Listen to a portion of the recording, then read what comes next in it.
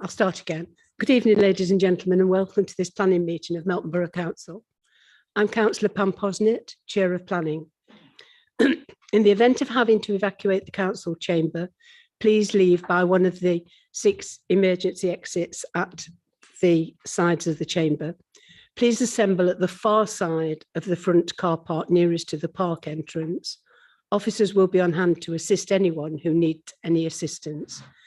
Please put your phone on to silent during this meeting.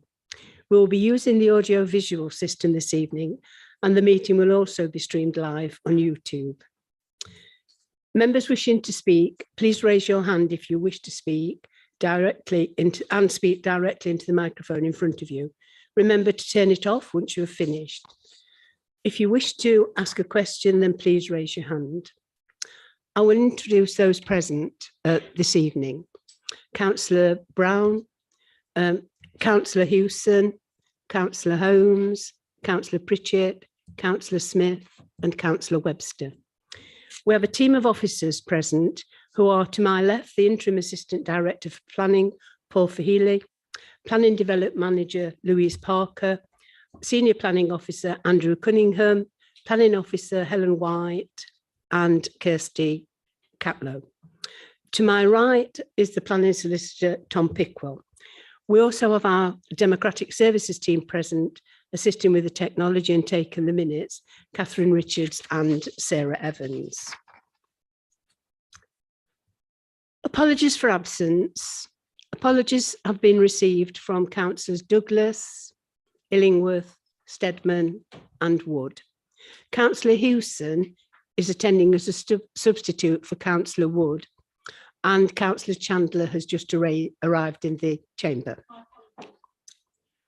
Are there any declarations of interest?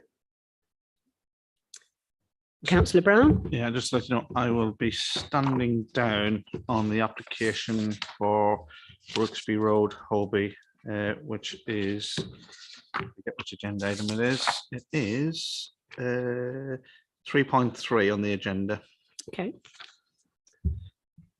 Councillor Chandler? Thank you, Madam Chairman. I would just like to say I have no contact, or I know no members of the Stroud family. Okay. I don't know where that's come from. Okay, fine. Thank you. Our first application is 20/00397 land south of Grange Farm, Hose. And I will now hand over to Andrew Cunningham, who's going to present the application. Thank you, Andrew.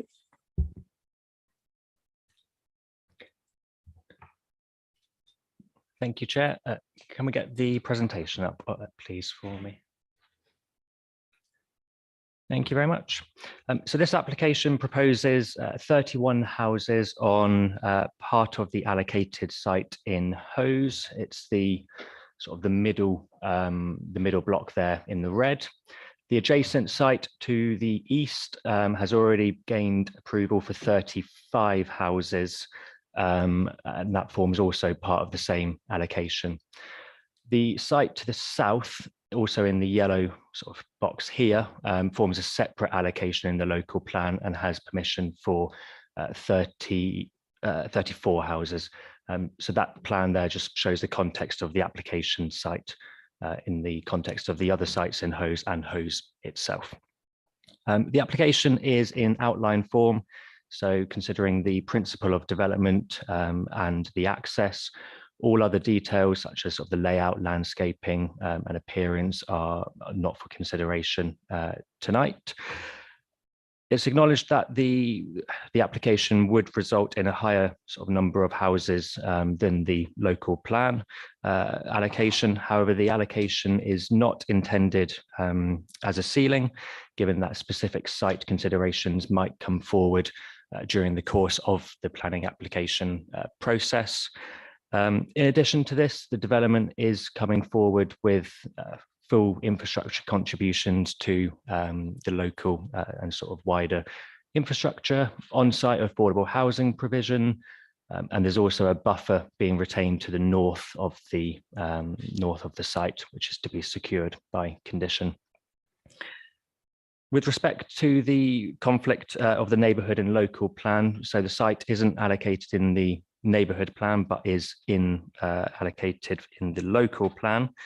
As the local plan was adopted at a later date, it does achieve precedence under law, sort of having been adopted later, and also the local plan is the strategic plan for the borough, so it does carry more weight as well. Overall, the site is allocated for housing, provides enhancement for local services with an acceptable access from Harby Lane, and is recommended for approval subject to condition. Thank you. Thank you, Andrew. Members, any questions? Councillor.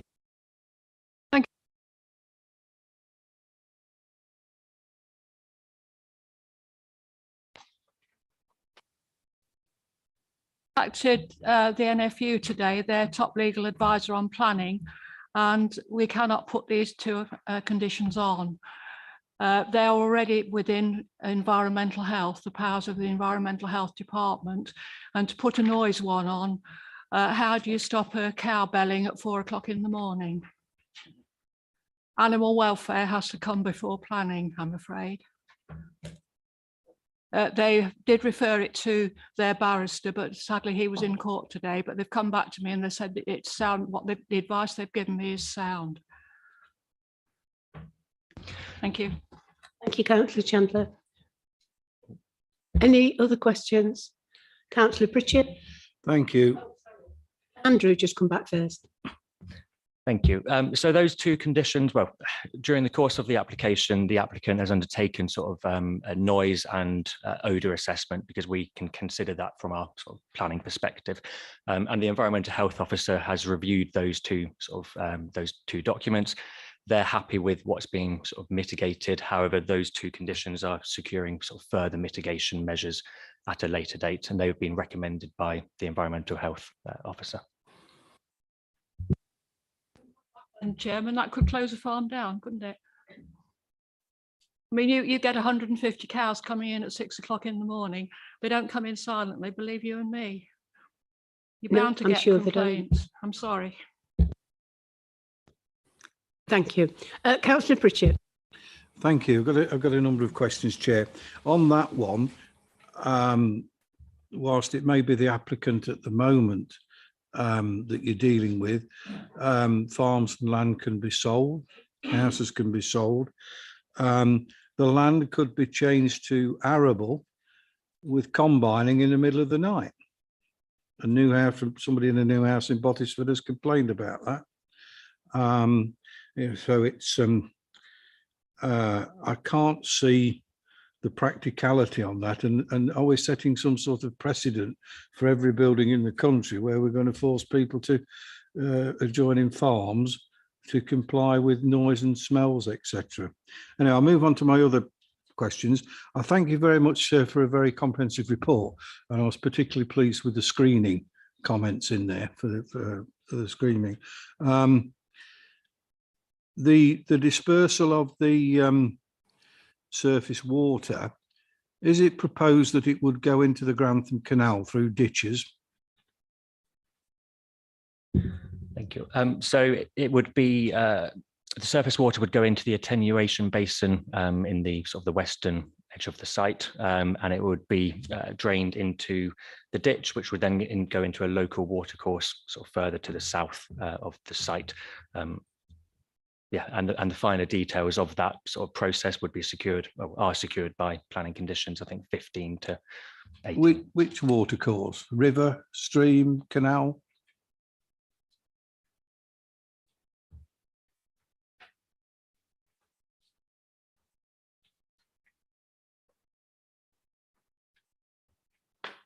So that would all be secured by the planning conditions 15 to 18 and considered at that point. They have provided detail of the of where it would flow to southwards from the site. Yeah, thank you. The Canal and Rivers Trust do encourage commercial arrangements with them for the disposal of water and continual management costs for the weirage, etc. And in their leaflet, they advise that it can be profitable for developers. What's concerning me here within this condition here is any and biodiversity negative impact by people throwing things in the drain and them getting in the watercourse and then into the ditches. There's also the possibility, and we come back to the smells and the attenuation pond that's outside, that if the land is sold on, how do the management company relate to the new owner of the land when it goes into the ditch rather than an agreed pipe underground? How does that work? I buy the land, then I find the water's coming through my ditch. Thank you. So the planning application does secure both the residential development and the attenuation basin as well. So that is secured by the planning application, by the planning conditions as well. The planning conditions are for the continued maintenance. So that would have to be sort of carried out. More at the reserve matters stage about the detail of that. More specifically by the planning conditions 15 through to 18. The next question is, can the 31, do we know at this stage that it's up to 31, comply with the design SPD, the neighbourhood plan on design, and also things that are coming in like biodiversity add back? You know, are we going to get into one of these situations at reserve matters where they're pushing 31 houses which are not policy compliant? We've been there before. Thank you. So we'd have to consider that at the reserve matters stage. The application here is for sort of outline, it's the access only. It's up to 31 houses as well. So again, you know, that consideration, that reserve matters might result in a lesser number of dwellings than 31. That sort of allows that to come forward. There is also a condition proposed, number 13, which requires sort of ecological enhancements and biodiversity sort of mitigation measures to be provided with that reserve matters application as well. The footpath that would adjoin Chapel Lane on the Melton Local Plan Policies map, it actually shows the footpath going through a property directly through a property identified as number 33. Is there an existing right of way through there? Does it work? Yep. So the public right of way does go through from the already approved site. So it's not for consideration here. It's not being impacted by this proposal. And it runs from the adjacent approved site through there on, I think, past Stroud's Close onto Chapel Lane. As part of this application, they're also upgrading the footway on Harby Lane as well at the entrance to the site to connect onto the existing footway there. I mean, is it an existing footpath or is it being created? The one that's existing? Yeah. I just said it showed it going through directly through.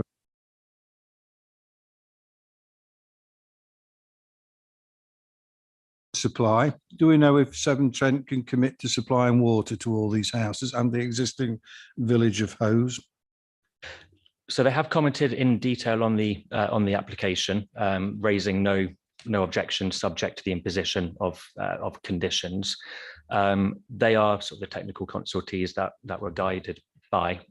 So in this instance, subject to the conditions that have been recommended, it's not considered to result in any adverse impact on drainage, surface water or water supply. But it does say there's got to be some work done to assess whether the current sewerage pipe work is adequate. I did notice that. The other question's got what was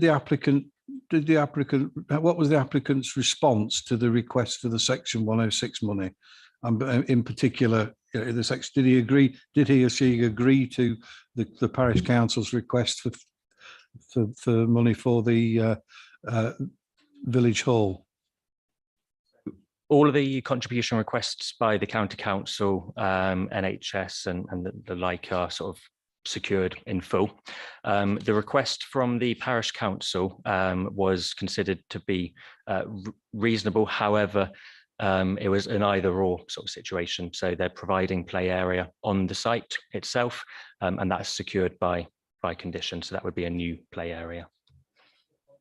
£15,000 for the village hall is not disputed by the applicant. Their comments were that it would be either sort of the £15,000 for the village hall or the on-site provision, and it's considered that they're proposing to do the on-site provision. Oh, is there not two lots of £15,000 in the report? One for the play area, which is they're offering to provide. I've got questions on that. And then isn't there another £15,000 for the village hall for the extra wear and tear?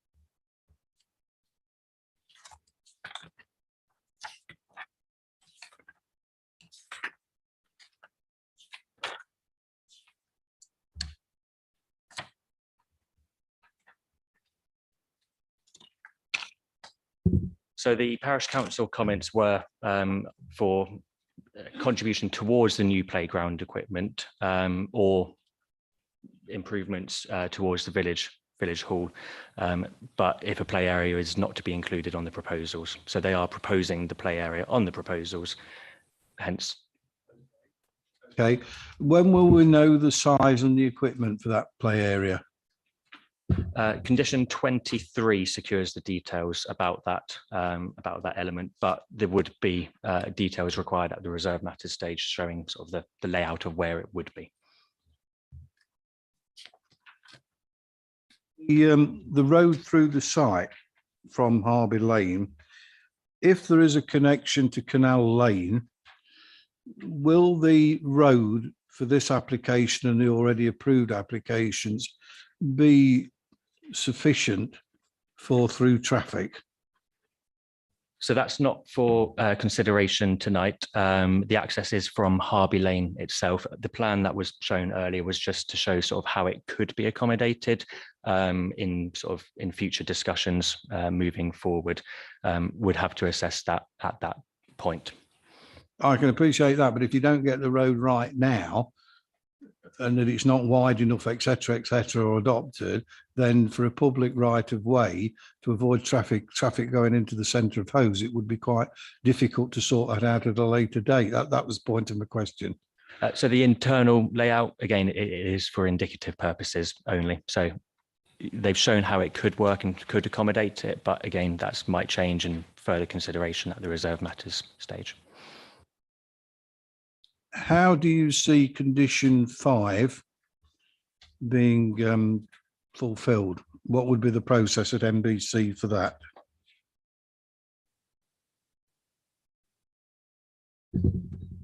Condition 5, so that's relating to the materials of sort of all materials to be used on the external elevations of the proposal to be submitted before any development commences.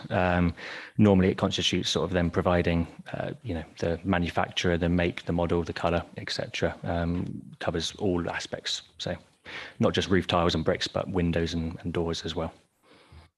Question was leading to satisfying the SPD and the neighbourhood plan and the involvement of the parish council, ward councillors in the actual design. How would that be fulfilled?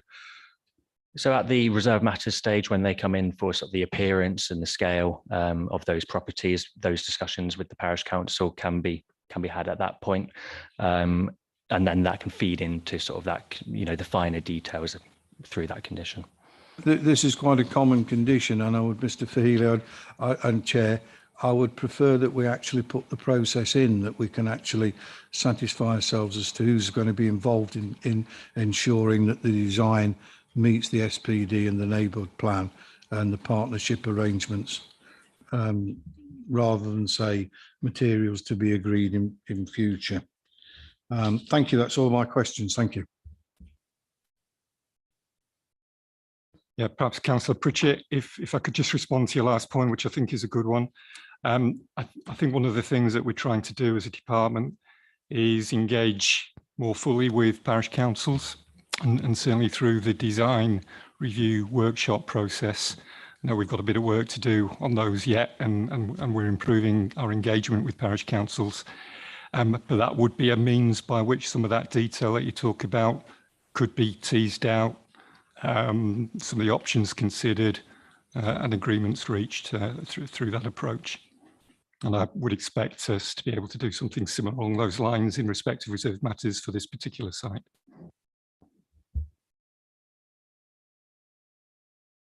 Thank you, Councillor Pritchett. So Councillor Holmes. Thank you at last, Madam Chairman. Page 37, number 12, paragraph 12, Severn Trent Water advises. And then at the bottom, it says it tells you a telephone number to ring. Have you got hold of them? Because you can't. And quite frankly, this is very, very serious. We have been going to have meetings with Severn Trent, and very serious things are happening in our borough. And we have been stopped by having these meetings were going to be held the other day for other areas in the borough. And guess what? 2 hours before, they couldn't do it. I have no faith in Severn Trent. This is a very wet area, and I do not see how you are going to get your sewage away and your water in. And I am very, very, very concerned. And I just wonder if you have had really meaningful talks with Severn Trent, because they are people who you're supposed to be able to talk to, and you cannot. And this is, you know, we've had a pandemic. We could have something like the Black Death, and I am not joking here, because it is very serious. Thank you, Madam Chairman. Thank you, Councillor Holmes. Any more questions for Andrew, anybody? Sorry. Yeah. So Severn Trent were consulted on the application, and they did provide detailed comments, looking quite closely actually at the site in question, because they've raised, you know, they have recommended conditions, and that informative as well for the applicant to discharge at a later date. They are the sort of the expert consultees that provide the comments to us. So, you know, on the basis of those comments and that condition that we've put on, it's not considered that there would be drainage issues resulting from the development being proposed.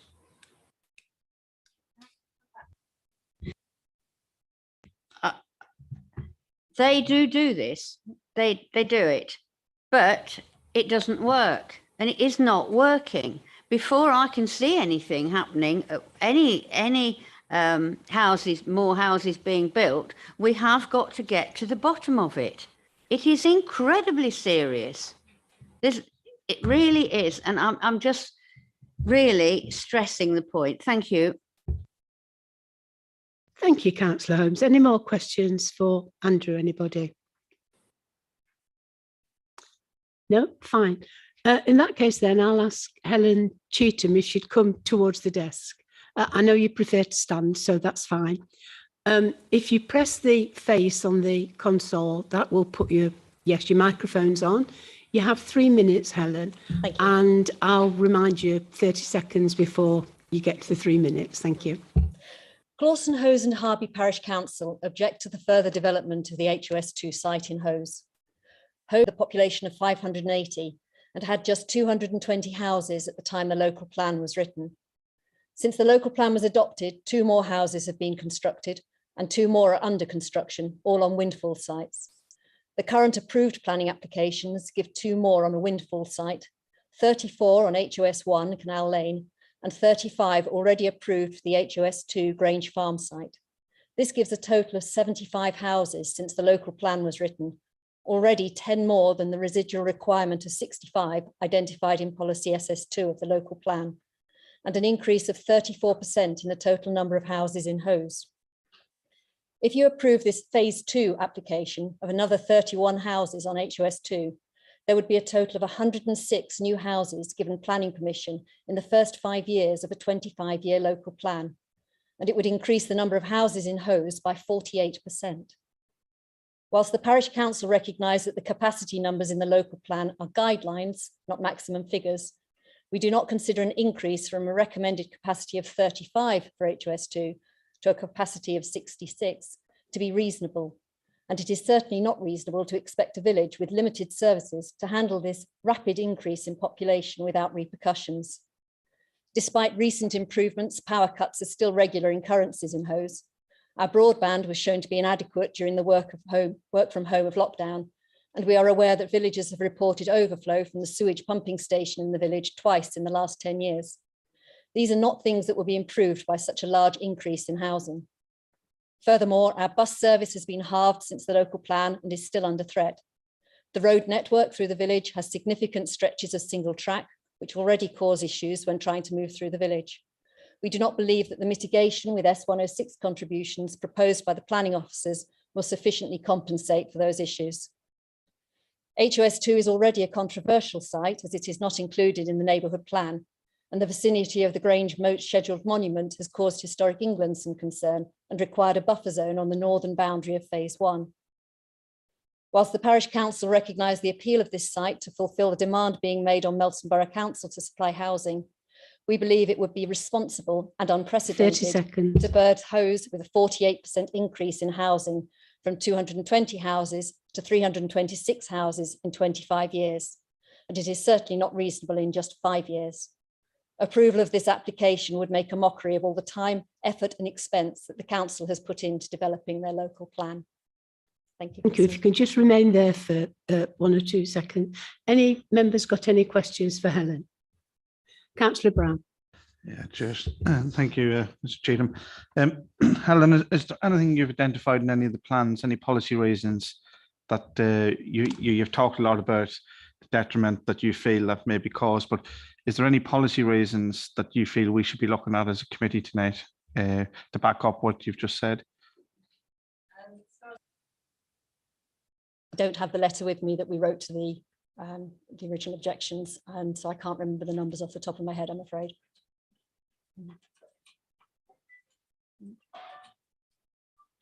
Any more questions? No, well, thank you very much indeed, Helen. Thank you. I'd now like to ask David Bennett.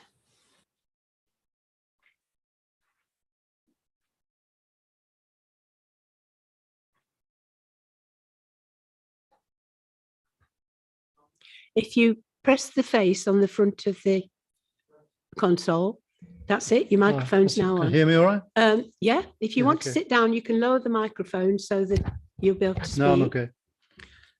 You have 3 minutes, and at 30 seconds, I'll warn you that it's coming to an end, okay?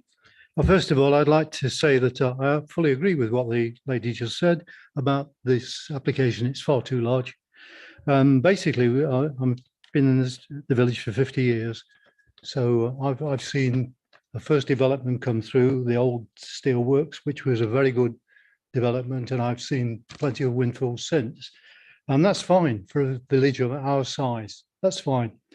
What I'm here for mainly, though, is I wondered if it's possible to defer this development altogether and have a look at the possibility of a brownfield site, which is possibly coming up on Canal Lane, because that seems to me far more suitable for the village needs for affordable housing and different types of housing, which would meet better than 32% of affordable housing, but it should be more sympathetic.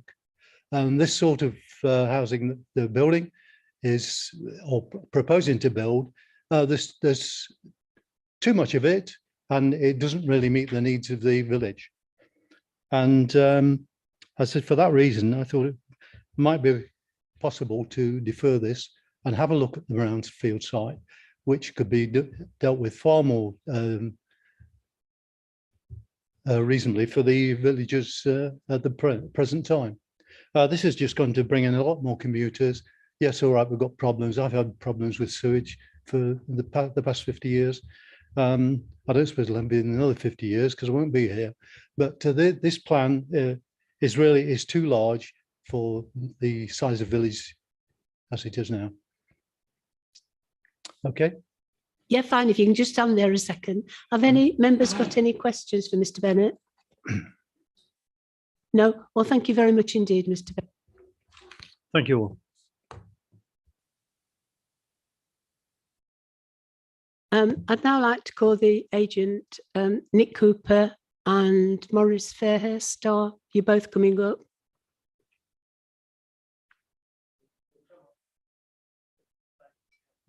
Yeah, that's right.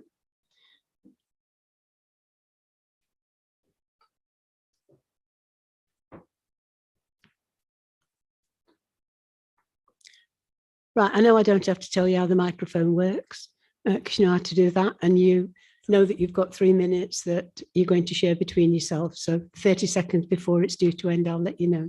Okay, thank you. Melton's adopted local plan classifies Howes as a service centre, which is appropriate for a proportionate amount of new housing. It includes the whole of this site as residential allocation HOS2.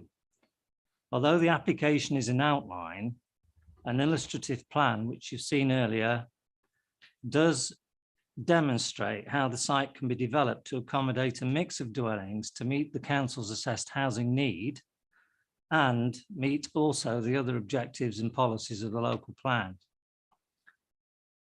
The main issue, I think, is the conflict with the neighbourhood plan expressed by the parish council and the problem in terms of how the number of houses is viewed by the parish council.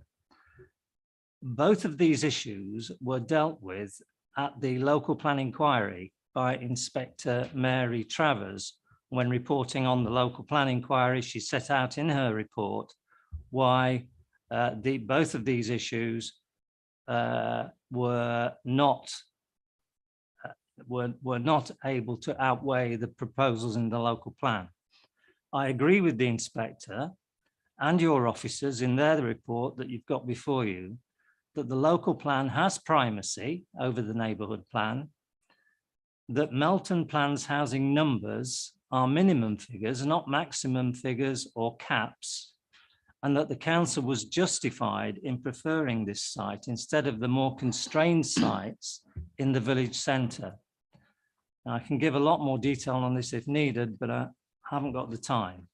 The officer's report is thorough, well written, and covers all the detail. It concludes with a clear recommendation to permit. I hope you will approve the application, support its benefits, and help achieve the delivery of this local plan allocation. Thank you for the opportunity to speak. Thank you.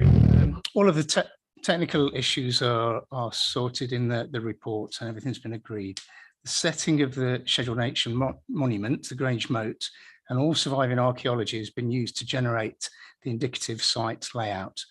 Our approach maintains the ancient Holloway roots and surviving building platforms in open space provision and knits new village developments around this. At the edge of the site, we've introduced low-level vernacular forms of building, as one would expect on the edge of a rural settlement, maintaining the link between the village and the Grange site, rather than completely screening it off from itself. The design principle is supported by Historic England, who we have consulted with at all stages of this and the previous agreed scheme. Thank you. Thank you very much, both. If you just remain there. Any questions? Councillor Pritchett. Thank you for that. There's a piece of land between the houses and the attenuation pond. What is your plan for that? So the piece of land I think is that you're referring to is north of the site between the already approved scheme and the. No, sorry, you're talking about the area west of the site. Is that right? Could we see the area on the screen? Can we get the Yeah, it's west presentation? of the West. proposed site. Yeah, but yeah, There's I'm a with gap you. between the pond and the field. Apologies for that, yeah. So the area west of the site will be retained by the landowner. So it'll be retained as agricultural usage. The attenuation pond is in that position because it's at lowest level of the site, and that part of the scheme has been approved in the earlier approval. It has capacity to take these additional dwellings. I mean, I'm a bit naive at this. How does that work then with the responsibility of the management company of the housing people and the pond on somebody else's land? How does that all work? I can't quite see it working. So the drainage from the development will be piped, and that pipe will outfall into the pond. The obligations of maintaining that pipe will presumably be adopted by Severn Trent. Most of the scheme will be at that stage. There'll be an easement over the land. That's the normal procedure. Correct, Andrew, or the pipe work Severn Trent between the housing and the attenuation pond? As in the pipe between the application site where the sort of houses are being proposed and the attenuation basin, it's it'll be an underground pipe between taking the outflow, to the attenuation pond, maintained by the developer as part of that conditions that we were talking about earlier. Yeah, the gentleman saying Severn Trent would do it, presumably. What happened? But I mean, I'm quite confused by this because it's off the site. What happens if the landowner then sells the land to me?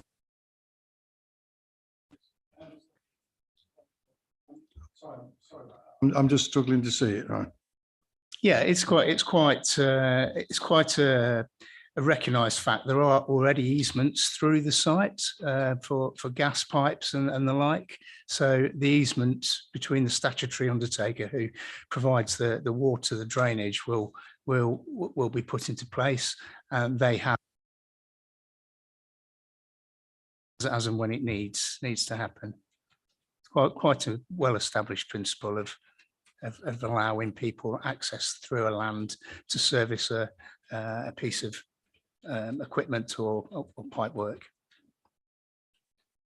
Have you finished, Councillor Pritchett? I still can't see that if I buy the land and the attenuation pond explodes, whose responsibility is it? I'll give way to Councillor Holmes now. I've said enough on it. Councillor Holmes. Thank you. You mentioned, I can't find it in here, the gas pipe. Is there a gas pipe across it? Because if there is, it is incredibly dangerous, because on some of our land, we've got a gas pipe and no way can you put any building. There's an easement alongside the edge of the existing hose development, which is contained within the application site. So on that northern side. It's not on here.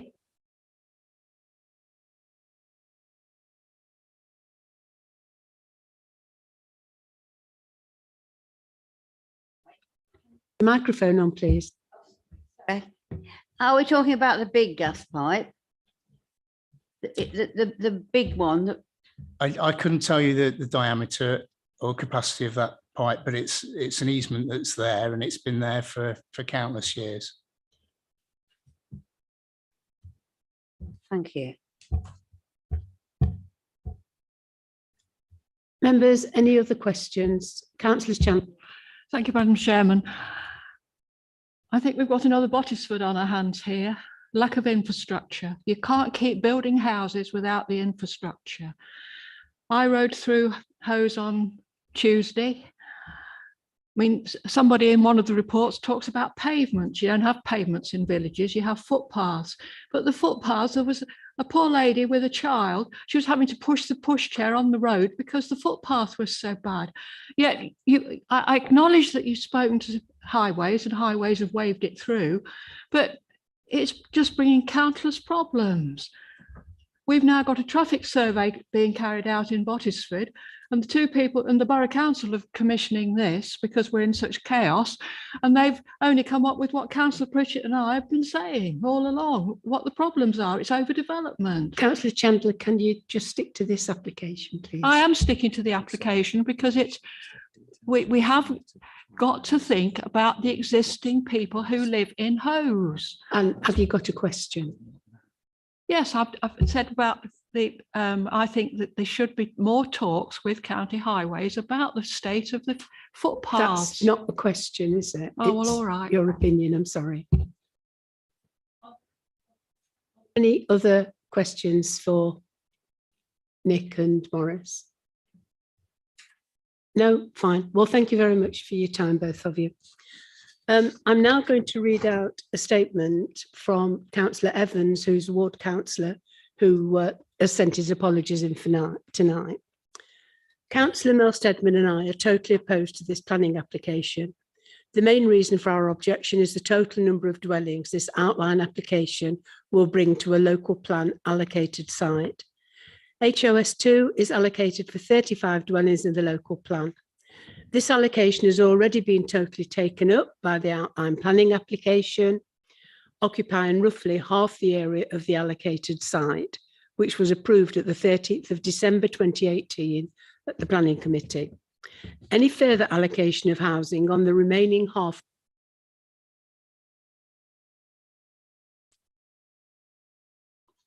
is well above the, I've got to find where I am now. Any further on the remaining half of this site is well above the indicative number of dwellings given in the local plan. An extra 31 dwellings represents an increase of 88% in the allocation, nearly doubling the number of houses on the site. As indicated by the council officers, although the local plan allocation should not be taken as a ceiling, such a substantial increase could be seen as setting a precedent for the remaining allocated sites in the local plan, when there are no material considerations to justify such an increase. The parish council and ward members have attempted to reach a compromise on this matter during several dedicated meetings, but the applicant has still decided to submit this application, which is their right. The village of Howes is a small rural village of 220 houses. If this application were to be approved, it would represent an increase of almost 50% in the total number of dwellings in 5 years, which will clearly have a massive impact on the existing infrastructure. Furthermore, it is clear that the proposed 106 will in no way compensate for such a significant increase in the number of residents. We therefore respectfully request that this application is refused. Thank you.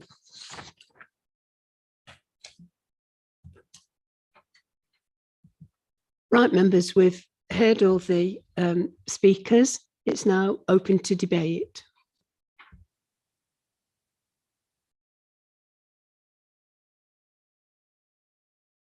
Councillor Brown. Yeah, okay, thank you, Chair. Yeah, I think I'll go and echo some of the concerns of the speakers tonight and of the ward councillors. I think overdevelopment. The other thing that I know a lot we can do about it, but we're going to make the statement anyway, is that we've again got another outline with up to so many, and then we've got an allocation of X amount of social housing, affordable housing, which not all of it's social housing, because that's what we're going to need. And what we'll probably have coming back is a reserve matters with the affordable housing ripped out of it. And this is something I don't like, but I can't do a lot about it. I do agree it's overdevelopment. I understand all the issues with the infrastructure. I think we're all suffering that in all of our villages, and Howes is going to be no different to it. But you know, I would probably like to see more affordable housing, less housing in it, and the fact that you can't give £15,000 out of a site that's going to make millions of pounds profit.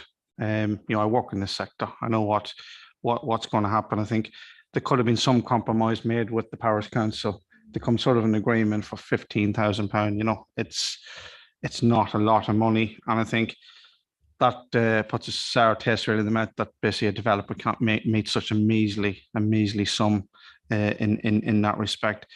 I am considering looking at sort of the local plan policy C1A, policy D1, etc., and the neighbourhood plan, although the local plan supersedes that in essence, but looking at those.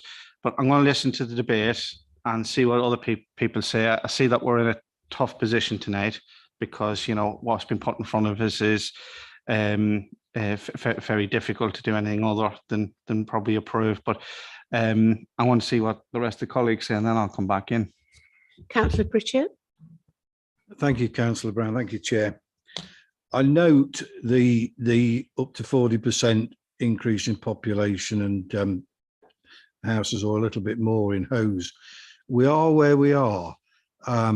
We have the local plan sites, and the inspector's verdict has been very well covered in the officer's report about it is not a ceiling on the numbers, and we've got this everywhere. How Hose is a service centre, I do not know. It's got a little post office whilst it's open, a pub, a chapel, church. The issue regarding infrastructure, and we need to be quite clear about this. First of all, the bus stop. Well, you need to take some sandwiches and a Coke with you if you're going to a bus stop in Vale of Either, because there's hardly any buses. You know my view on this. It's not sustainable compared to homeowners' cars. And even today, they're asking for bus passes. Neil Clark in Nottinghamshire has launched the Eco Bus in Rushcliffe, funded by Section 106 monies. So the buses of no consequence. The issue here with the overdevelopment is a feature. There's traffic will be going through Hose to get out down Canal Lane when they go back. But I think we need to look at choice, primary school choice. We might not be able to build an extension on the primary school, and choice. So you've got people in cars going to Harby.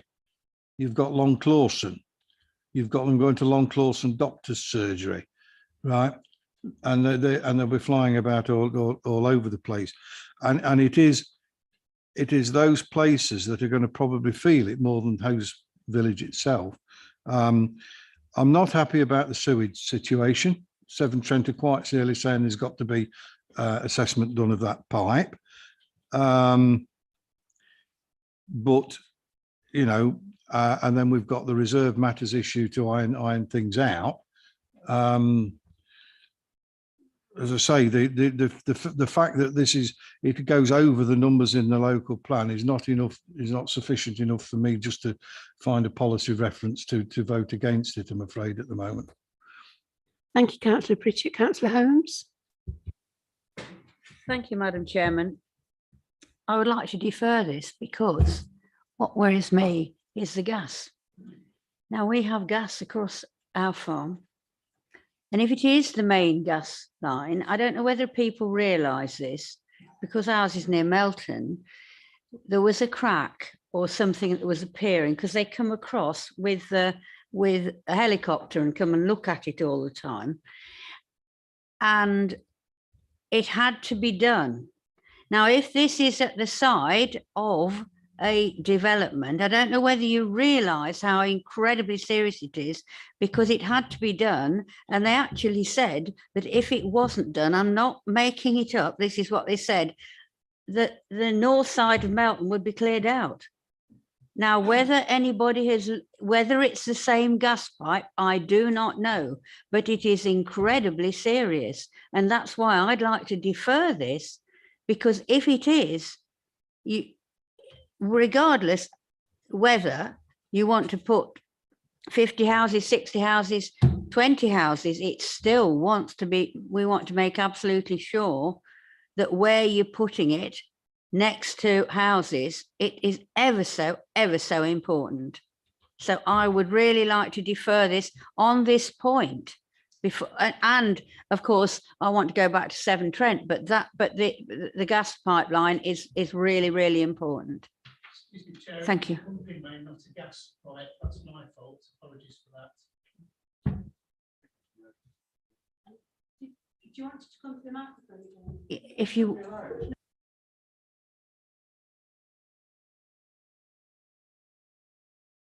Councillor Holmes, have you finished? Yeah, Councillor Brown. I don't think I completely hear what you're saying. The gentleman's just obviously shouted from the sideline to confirm what it is, pumping station, etc.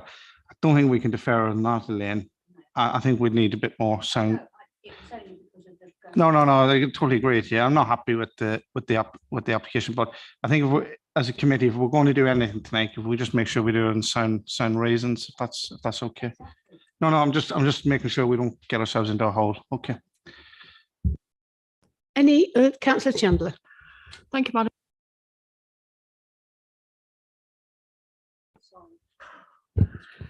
And get assurances, is it on? Yeah. And get assurances that they have got the water. I had some friends who farmed at Hose Lodge up to about 5 years ago, and they never had water. All right, they kept 250,000 chickens, but they never had water. And I think we've got to assess that they've certainly got water. As you know, I live in a village where I've got no water half the time, and it is a serious problem. Just go back to Andrew to see what Severn Trent have actually said.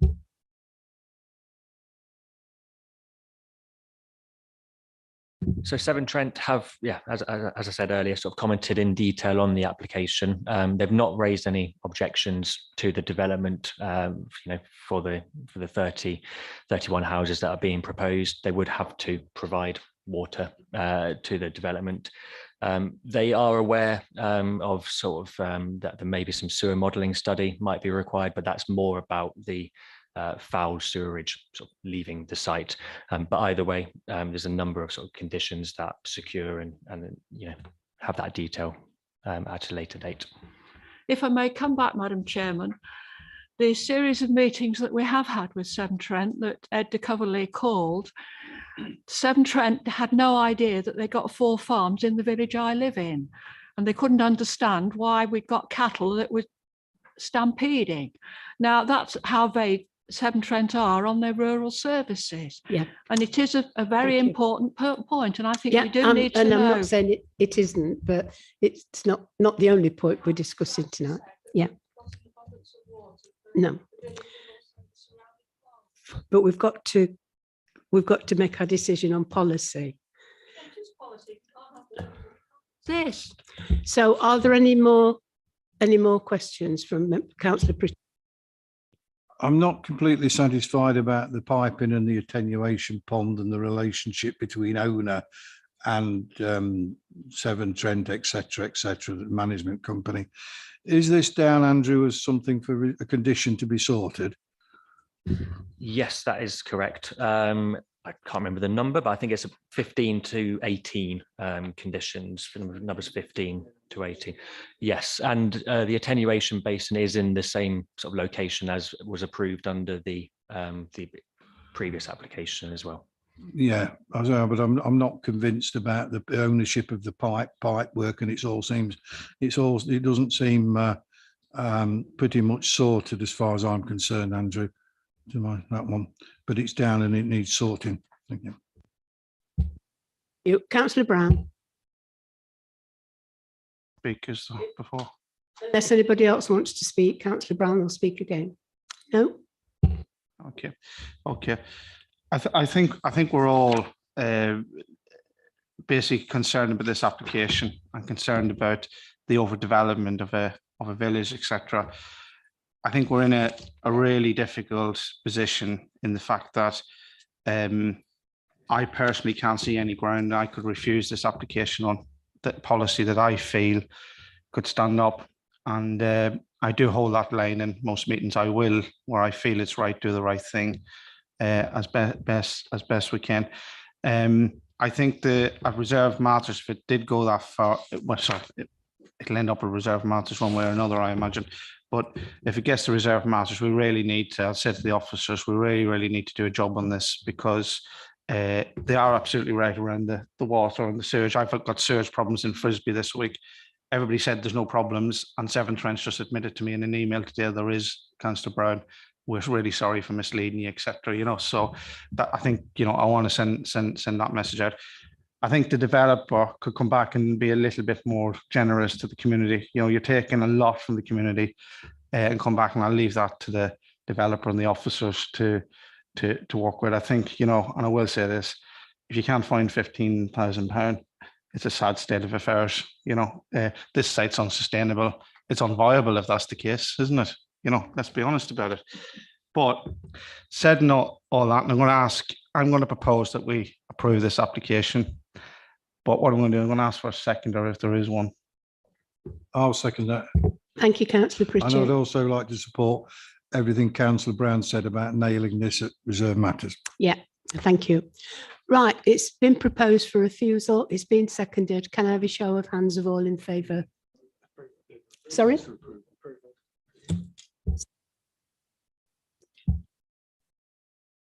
Approval. So can I have a show of hands for everybody that agrees with this?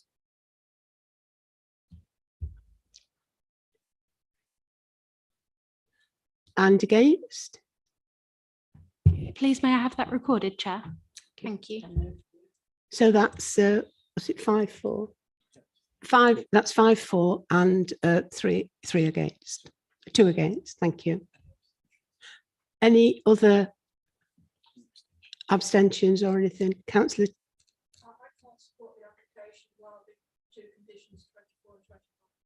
So are you abstaining? Voting again?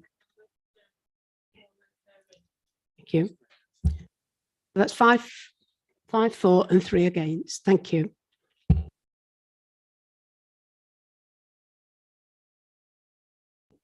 We now move on to application 20/0188/ outline 66 Dalby Road, and it's over to Kirsty for this application. Thank you, Kirsty. Thank you, Chair. I'll just wait for this slide to. Thank you. So this application relates to 66 Dalby Road in Melton Mowbray. The site currently comprises of a detached bungalow within a large garden plot, which is vacant and in a poor state of repair. The surrounding area is predominantly residential in nature, with housing to the south, east and west, and an apartment building to the north. A previous application on the site for 15 apartments was considered at Planning Committee in August 2020, and that application was refused on the grounds of overdevelopment. This application is an outline application with all matters reserved for the erection of an apartment block containing 9 apartments. Could we have the next slide, please? The only matter for consideration, therefore, is whether the principle of a block of 9 apartments is acceptable on the site. Officers are of the view that the site is suitable for residential redevelopment and is capable of accommodating the level of development currently proposed, without harming the character of the area, the living conditions of neighbouring residents, or highway safety.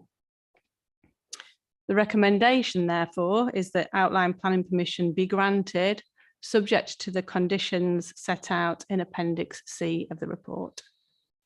Thank you, Chair. Are there any questions from members for Kirsty about this application? No?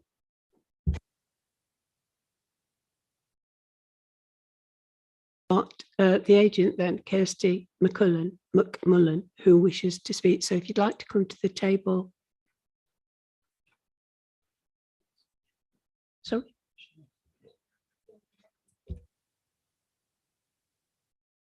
Laura McMullen.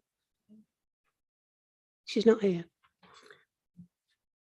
Oh, right. Well, we've not got anybody to speak on this application then. Any questions for Councillor Brown? Yeah, okay. When this came the last time, I raised a couple of points. One is around it's 12 car parking spaces, isn't it? Do we think that's adequate for 9 flats in today's society in Melton Mowbray? That's also losing its bus services like everywhere else. And I know I'm going to get told everybody's going to walk into town, but that's not what really happens. So can I have a straight answer is, do we feel that that's adequate, and the rationale for that, please? Thank you, Councillor Brown. It's just worth remembering, I think, at this stage that it is an outline application with all matters reserved. There has been an indicative site layout plan submitted, which does demonstrate that 12 car parking spaces could be provided within the site, which would equate to 1 space per unit plus 3 visitor spaces. The guidance within Leicestershire Highways Design Guide does suggest that 2 car parking spaces per dwelling would normally be expected.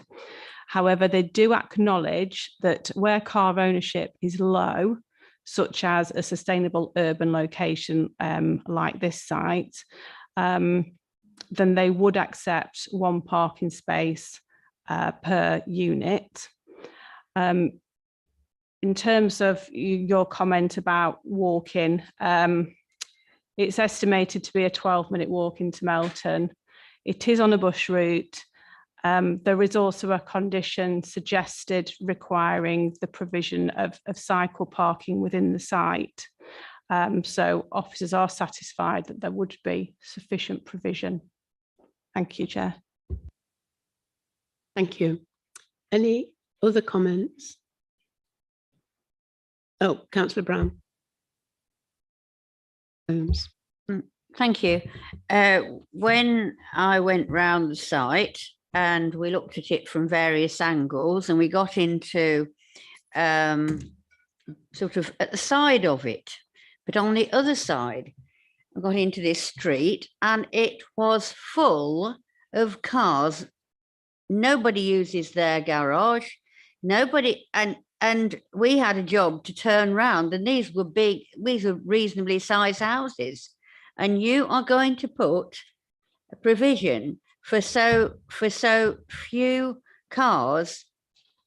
I mean, there could easily be 2 cars per dwelling or flat. Councillor Holmes, sorry to interrupt, but can you come with a question and not? Yeah, well, this is where I'm bothered about, because I just feel that we need that there are too few parking spaces. Sorry. So what was the question that you actually asked? The question is, obviously the planning officer thinks it's okay, but where is the actual limit? Because you did say that it is suggested that there should be 2 parking places for each. You've actually said that, but then there aren't, there are less. So how can you equate that? Are you happy with that? That there are less parking places? Because you've already said that it's hopeful that you would get 2 parking places per dwelling, aren't you? You've said that, haven't you? Kirsty. Thank you. Yeah, just to clarify, the guidance suggests that 2 car parking spaces per dwelling, up to 3 bedrooms would be required.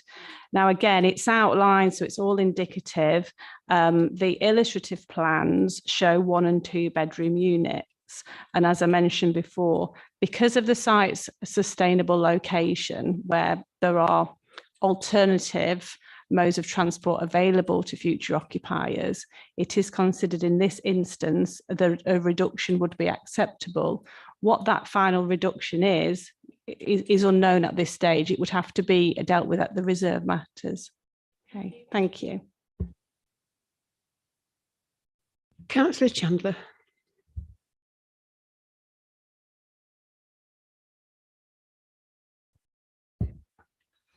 At the previous application on this site, one of the reasons we refused it was on amenity conditions, because if you sat outside, you were going to sit with the bins. And I can't see anything in the report that tells me that the amenity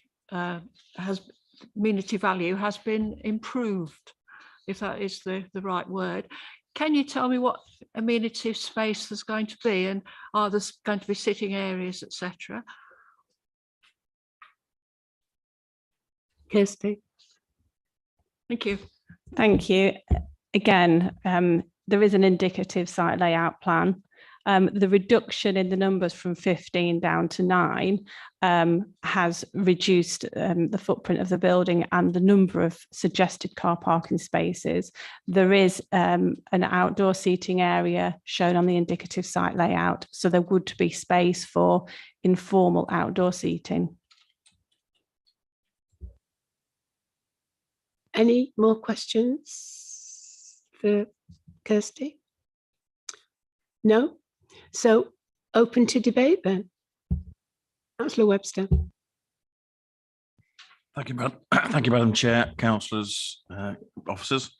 I received an email from one of the neighbours yesterday. I thought I'd share it with you. It's from John Richards, the neighbour to the property. Thanks for taking the time to view the proposed application site on number 66. From our courtyard perspective, most of the residents at the new Dorian Lodge are retired and make frequent use of the courtyard area. We have happy hour meetings in the summer, and residents are often out there just reading or having tea and coffee. It's very nice out there. I went to see it. It was very good. I think our main concern is that a suitable sturdy fence is built between the two sites and the development is not overpowering. We appreciate the site needs to be developed because it's a sorry state at the moment and it would only get worse. That's from John Richards, who seems to represent most of the tenants next door. Thank you. Thank you for that, Councillor Webster. Any other questions, comments for debate? Yeah. Councillor Brown? Yeah, sorry, yeah. I still think 9 flats is a bit of an overdevelopment for this site. I take on board what Councillor Webster said, and you know, 15 was way too many. 9's probably far too many, and around the design clustering everything together, putting that amount of people in. The site's not that big when you go and look at it. You know, you might think getting 9 flats in is okay, and the car parking, etc.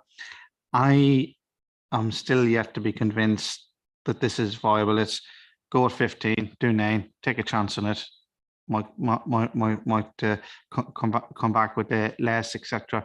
But at the moment, I think due to that, the amount of space that's going to be used and the amount of people that's going to be living there, and if you've got a 1-bed flat, it's going to be 2 people. If you've got a 2-bed flat, it's going to be 3 people. You got a, you know, and so on and so forth. And they'll take cars, etc. with them.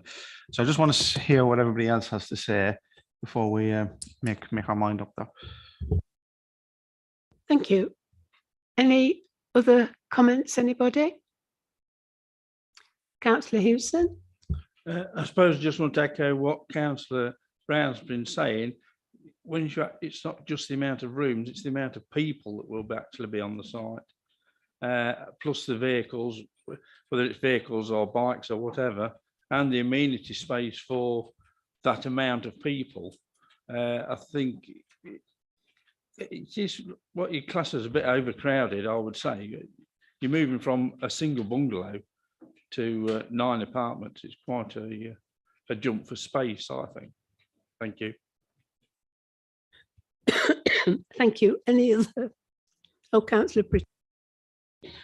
You know, what concerns me with the size of this is, and I'm following on from Councillor Chandler, it's the amount of amenity space for sitting outside, private or communal, and you know, whether you're sat in a little area surrounded by 24 bins, and the effect on some people's mental health, and the sort of market you then enter into in renting them out. So I do have reservations about 9, I must say. Thank you. Any other comments from anybody about this site? Councillor Chandler?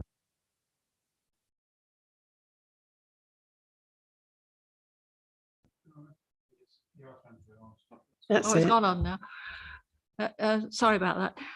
My main concern, other than the amenity space, is the lack of parking, because it's all right saying it's on a bus route, but so many people now work in adjoining towns, and there's no buses early in the morning for people to catch buses. And I think it's that's why everybody's got a couple of cars, and it's keeping people poor, because there's nothing worse than a car to take your money. But I'm really concerned about the lack of parking. I know highways have said it's okay, but and so it wouldn't carry much weight as a refusal, but it is a major concern. Thank you. Thank you, Councillor Chandler. Councillor Brown? All right, I think I've listened to everybody, what everybody has to say. I think based on that there, and I think there is this time, I think I do have a policy that I can refuse on. I'm going to recommend we refuse this application. I expected this to come back a lot later than what it has around the density of the site, etc. I'm going to propose we refuse it on policy, local plan policy D1 and IN2. So I'm still concerned about the waste provision on the site as well. So if I could ask for a seconder, please, on that. Councillor Smith? Yeah, more than happy to second refusal. I just don't think enough thought has been put into it, and as Councillor Brown has said, and you know, for the health and safety, both physical and mental and emotional, I don't think it's good enough for our residents. Thank you. Thank you, Councillor Smith. So a refusal has been proposed, it's been seconded. Can I have a show of hands, please? That's a unanimous decision.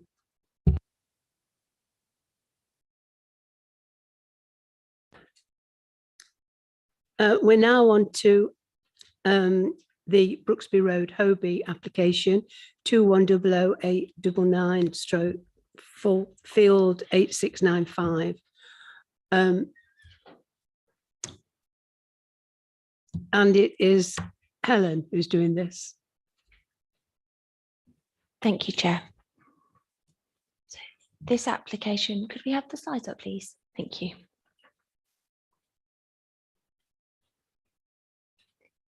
This application relates to a site on Brooksby Road in Hobie. It seeks full planning permission for the erection of 2 3-bedroomed dwellings on land to the north of the site, and then on the southern half of the site for the relocation of an existing children's play area. The site lies on the southern edge of Hobie. The extract from the neighbourhood plan map indicates the defined settlement boundary. Can I have the next slide, please? The 2 dwellings would be located on the northern portion of the site, and the play area would be relocated to the southern portion of the site. With regards to the planning history, there was a previous planning application for 4 affordable dwellings within the site.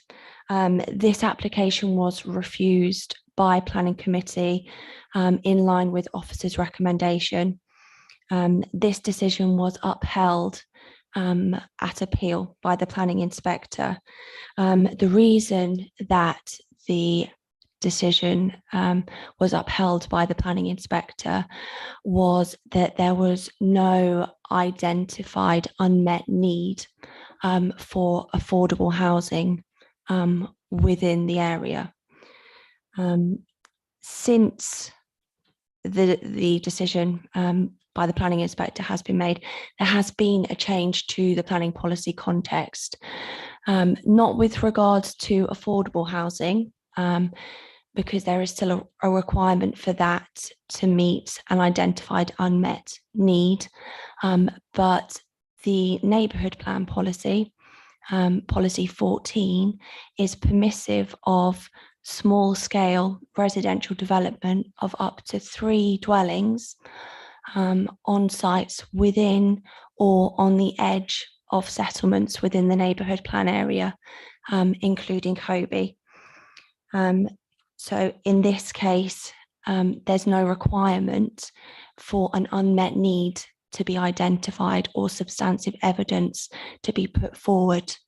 Policy SS3 is the more out of date, the less up to date policy. So the neighbourhood plan policy is the more up to date policy, which takes precedence over policy SS3. Therefore, it's permissive of this small scale residential development.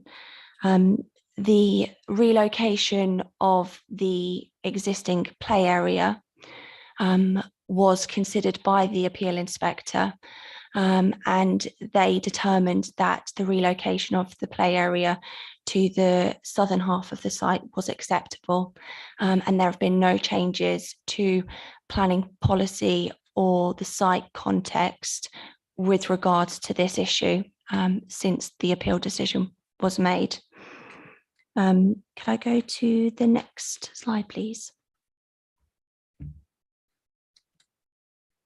This slide shows the floor plans and elevations of the proposed dwelling. The dwellings are of a similar scale and designed to traditional dwellings located within the centre of Hobie. Materials have been chosen to be in keeping with the character and appearance of the existing area. The built form of the proposed dwellings would be less than was proposed under the previous application for affordable dwellings within the site, and the level of landscaping proposed, including screen planting, would be increased under this application. It's considered that it would provide an attractive entrance to the settlement of Hobie, in line with the assessment made by the appeal inspector with regards to the previous application for the affordable dwellings on the same site.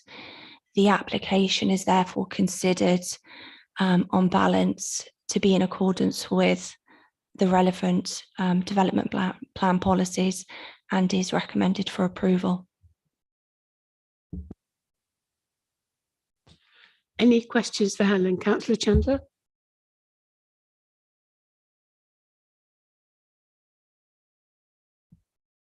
I'm on now. Thank you. Appendix A, P, the Parish Council's summary of consultation responses.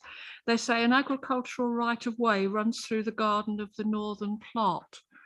I can't see that on any of the maps, plans. Is that a fact that an agricultural right-of-way does run through it?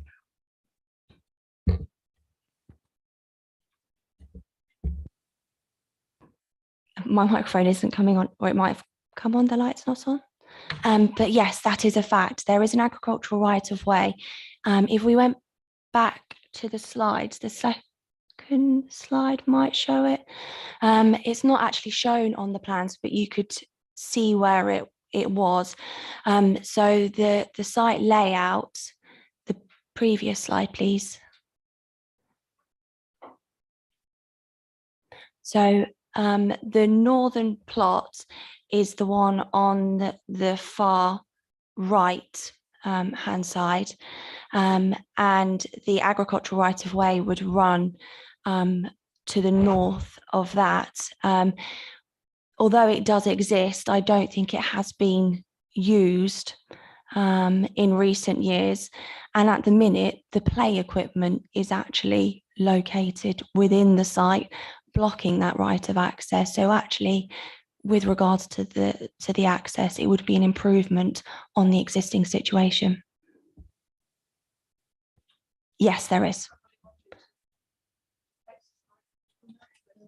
Yes, they would be able to. Councillor Holmes? Thank you. It might seem an odd question. Can you tell me when the decision was made by the inspector to refuse? Do you know what time of year it was? It was in April 2021. It was in April 21. So it wasn't in the winter when it all floods. No, right. That's all. Thank you. Councillor Pritchett. Helen, thank you for your report. Condition 6, can you tell me the process that would be gone through to satisfy that, please?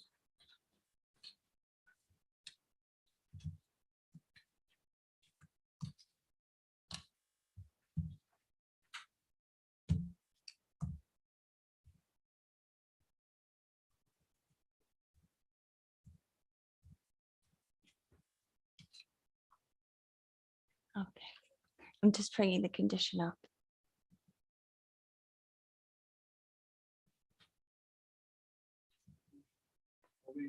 No, so the condition 6 requires the submission of the materials to be used on the proposed development. So they've put forward the materials that they would like to use, although they've not specified exactly what they would be. So they can say red brick, but we would need to know the specific red brick that they're proposing to use. So it's rather than a pre-commencement condition, it would be prior to the development proceeding past damp proof course. So they could get to that stage before they would then have to provide us with details of the exact materials that were to be used for the external finishes. And what of would the our building. MBC process be when you? Yeah, it's a formal discharge of condition process. They would submit an application to discharge the condition, so discharge condition 6. They would provide the details of the materials that they're proposing to use. Usually that would be done by providing kind of samples on site, so we could view the materials within the site context, in the context of neighbouring properties. And then we would assess whether or not the materials they proposed were acceptable or not. If they were acceptable, then we would discharge the condition. If they weren't considered to be acceptable, we would have the option to kind of refuse to discharge the condition, or we'd negotiate with them as part of that process to submit alternative materials for consideration. I'm so sorry about this, Chair. I'll be a little bit more direct on this. How will you ensure that neighbourhood plan policy 1 and any such local consultation to ensure that the materials and the design draw inspiration from the local vernacular architecture and the recognised buildings of heritage value and positive characteristics? And there are other requirements there. And then how will you ensure EN8 and EN9 regarding climate change sustainability are built in to the process? That's my question.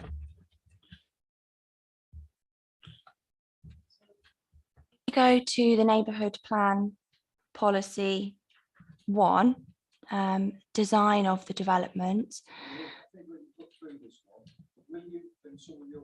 Decide in the office whether you like the bricks or not, or will you be involving the parish council and ward councillor?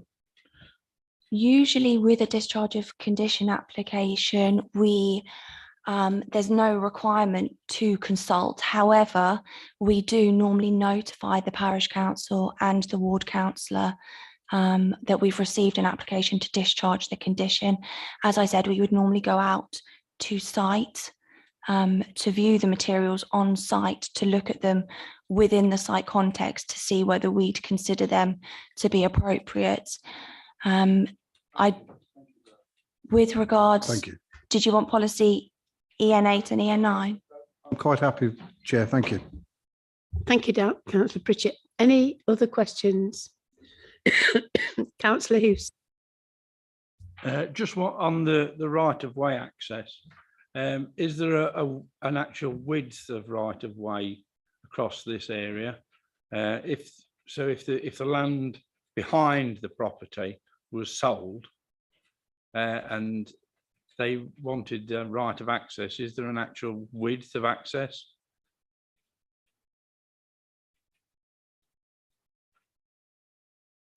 Just to clarify, are you talking about the agricultural right of access rather than the public right of way?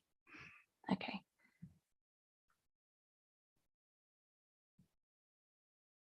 The access as present isn't marked out in any way on the application site. There is a gate from the north of the site, and then another gate to the west of the site. But as I said, currently the play area is kind of located between those two gates.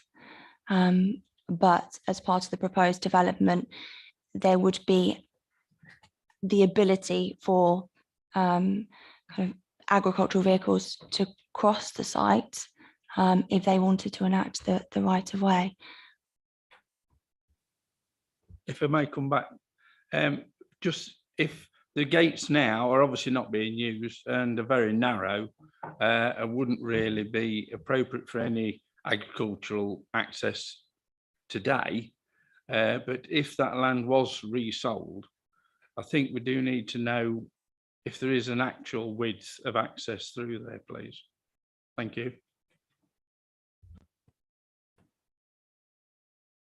I don't know what you're referring to in terms of a width of access. I don't know what that term means. Do you know, Tom? I think, did you say a width of access? Yeah. You would nowadays you require like a minimum of sort of 4.5 meters for any agricultural vehicle today. Thank you. I can't confirm what width of access would be required for an agricultural vehicle. However, the site doesn't appear to connect any parcels of agricultural land that couldn't be accessed by other means. And as I've said, the play area has been on the site since 2002, so a period of 20 years. And during that period, that right of access hasn't been enacted. I do realise that, but you know, we've had this problem in different areas when land does get sold with an access, and it does become a problem because, you know, people have got, if they've got a right of way, they've got a right of way and they can go through, and regardless of what fencing is in the way, they can use that right of way if they bought the land to the rear with that access. Thank you. Louise, no, sorry, Tom. Yeah, I think we just need to be careful not straying into sort of private law matters. So if a right of way does exist over that site, that wouldn't necessarily disappear, but there's an element of buyer beware there that, you know, it should appear in any property search and transaction, but that would still exist, and it doesn't stop the actual planning being implemented. Any more questions for Kirsty? No? Okay then, I'll now ask Mr. Stuart Robinson, the Chairman of Hobey and Rotherby Parish Council, to come to the table, please.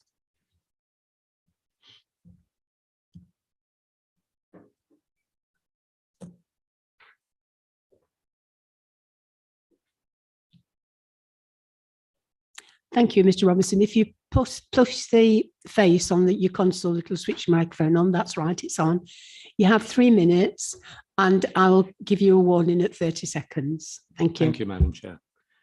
Good evening, Stuart Robinson, Chair, Hobey with Rotherby Parish Council. The Parish Council opposes this application on the following grounds.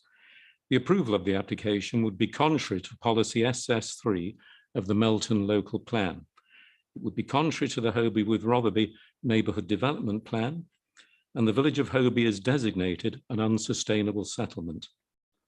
Parish Council is not against development. On the contrary, where it responds well to its setting and the needs of the parish, it will be supported. The Parish Council supported the Brooksby Spinney campus planning application now under construction. This will deliver 70 new houses in the parish and will increase the housing stock by 30%. This is a huge increase to the availability of property for those who wish to move to the parish. The Parish Council has taken advice from 2 independent planning advisors who state the site is not within or on the edge of the Hobie settlement boundary. There is a clear break between the site and the existing settlement. There is an existing tract and parcel of land that separates the site from the settlement. Policy 14 of the Neighbourhood Development Plan states, the land outside the defined settlement boundary will be treated as open countryside, where development will be carefully controlled in line with local and national strategic planning policies. Therefore, in line with Policy 14, this application lies outside the settlement boundary and should be treated as open countryside. The planning officer stated in the application, Hobie and Rotherby Neighbourhood Development Plan sets out in Policy 14, as set out, is permissive of new small-scale residential development on the edge of Hobie. As the more up-to-date policy, the Neighbourhood Development Plan takes precedence over policies contained in the local plan, etc., etc. This statement is factually incorrect, our experts say. Policy 14 of the NDP was changed by the National Examiner to specifically ensure that it was in conformity with the NBC local plan, policy SS3. The application also contains 8 major inaccuracies. This evening, I only have time to address 2. Local plan policy EN11 takes a sequential approach to flood risk management with the aim of locating development on land with the lowest risk of flooding. This site sits on the southern boundary of a flood-prone area. One house has flooded 4 times within the last 24 years. The site regularly becomes waterlogs and the adjacent paddock, frequently floods. The application states the play area lease has expired. It has not. And furthermore, we have not received an offer of a lease for the adjacent paddock or any indication of how the landowner intends to make the site suitable for a play area. In conclusion, the loss of the play area Are you coming to the end, Mr. or its Robinson? relocation to a much inferior site would be a great loss to the parish. Thank you. Thank you. If you just stay there, I'll see if any of the members have got any questions for you. Any questions for Mr. Robinson, anybody? No, that's fine then, Mr. Rob. Oh, Councillor Pritchett. It's not necessarily a question of Mr. The gentleman, but one possibly of clarification on what he said from our officer. What you're saying, a key thing there was that it's outside with the edge of Hobie, the edge of settlement boundaries. So your interpretation is that it's beyond the edge, and our planning officer says it's on the edge.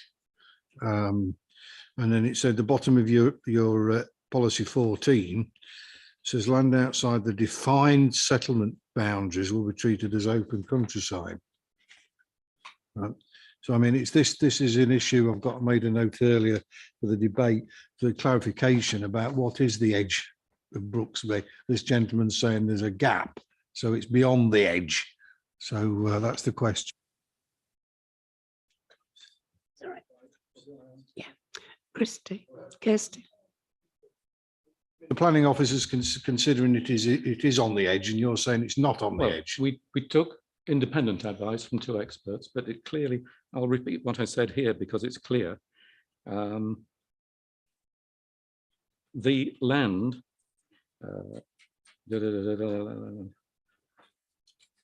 sorry, just let me find the piece that I can read absolutely clearly. But there is a gap between the edge of this land, the site, and the open countryside. There is a gap. It is not, it doesn't butt up to it. Saying is it's not exactly next to the outskirts of Hobie, the last property. There's a gap between the last property. It is not within or on the edge of the Hobie settlement. There is a clear break between the site and the existing settlement. There's an existing tract and parcel of land that separates the land from the settlement. I think the word edge is open to interpretation. I mean, is there not a line? You've not drawn a line then on them. Outside experts, and this is the definition they came back with. Yes, yeah. And we were recommended, by the way, to draw a line by the examiner. During the examination, he said, draw settlement boundaries. Right, Helen, can you come back? Yes, to clarify, I have been through the inspector's report with regards to the adoption of the neighbourhood plan. And the wording of the policy is within or on the edge, not within or adjoining the settlement. The site is considered to be by officers on the edge of the settlement. Yes, there is a track to the north of the site which serves a neighbouring residential property, but the site is considered by officers to be on the edge of the settlement, although it is accepted that it does not adjoin the settlement, but that's not how the policy is worded. Thank you, Helen. Councillor Holmes, had you got your hand up for a question? You might not think this is relevant, but I think it is. I was judging at Brooksby in January at the college for a young farmers thing, and it had been raining a bit, but it wasn't that. It hadn't massively rained because we didn't have the rain this year, but that was underwater. And there are hassocks on that bottom part of the land, are there not? So it was flooded this year, was it not? Floods most years. We've had a sewage overspill from the pumping station within the last 12 years. In the last 2 years, we gave photographs to the examiner. It floods, the paddock next door floods nearly every year. Last autumn, early this year, it did again, and the play area becomes waterlogged at best. And of course, it adjoins the floodplain, and it's getting worse because that is in the southern part of Hobie. We have a flood risk we're dealing with as a parish. The house that's flooded 4 times in 24 years is sad. We have another 8 to 10 houses that nearly have. And it's something that we have talked to the planning department about in Hobie that we're hoping to work to. And we think this just will exacerbate that problem. 2 more homes there. It's an important point, we believe. Robinson, any more questions for Mr. Robinson? No, well, thank you very much indeed, Mr. Robinson. I'd now like to ask John Coleman, who's a resident, if he would like to come to the table, please.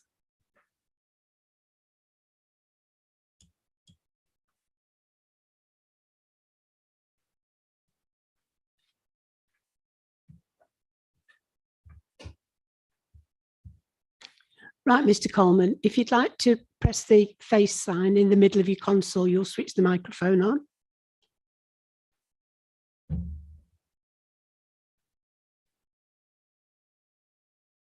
No, it's not on yet.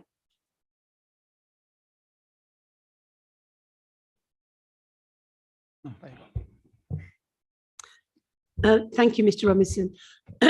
I'm sorry, Mr. Coleman. You've now got 3 minutes to speak, and I'll remind you 30 seconds before the end. Okay. Thank you. Thank you. Good evening, ladies and gentlemen. My name is John Coleman, resident of Hobie for almost 30 years. My principal objection concerns the impact of this highly inappropriate development on the otherwise very attractive, verdant, tree-lined approach to the village along Brooksby Road. This scene is identified and commended as an exemplar of the ideal village approach, illustrated by 2 photos in the Hobie with Rotherby character assessment. The character assessment is a key document supporting the neighbourhood plan and has been referenced and quoted in the planning application and in the planning officer's comments. Regarding possible further development in the villages of Hobie with Rotherby, the character assessment states that opportunities should be explored to meet housing needs on infill sites, other more centrally positioned brownfield sites, and through the conversion of redundant agricultural buildings, before considering the introduction of further self-contained edge of settlement housing developments, which have the potential to erode the established layout and development patterns that characterise Hobie with Rotherby's settlements and disrupt their positive relationship with their immediate landscape setting. The proposed housing development is fronted by an enormous, hideous paved parking area and would be totally out of character with its tranquil rural setting. It thus fails to meet one of the neighbourhood plan's essential requirements for new residential development, Policy 14D, which requires that it, and I quote, does not unacceptably harm the character and appearance of the surrounding countryside or rural setting of the settlement concerned. In fact, it would clearly do just that. In contrast, the character assessment highlights the value of the village play area, which currently occupies the site. Popular with families and children, this recreation space has been sensitively designed to merge into its rustic rural setting, the play equipment constructed of timber posts and mounted above a cushion of bark chippings. If this planning application were to be granted, it would set a 30 precedent seconds. such that any other owner of a field along Brooksby Road could get approval for a housing development. This would open the way for ribbon development along the whole length of Brooksby Road, thus joining the hitherto separate communities of Hobie and Brooksby. This planning application should be refused. If you'd like to remain there for a moment to see if any members have got any questions for you, please. Any questions, anybody? No, that's fine. Thank you very much, Mr. Coleman. I'd now like to call Councillor Ronan Brown, who is the ward councillor for the area.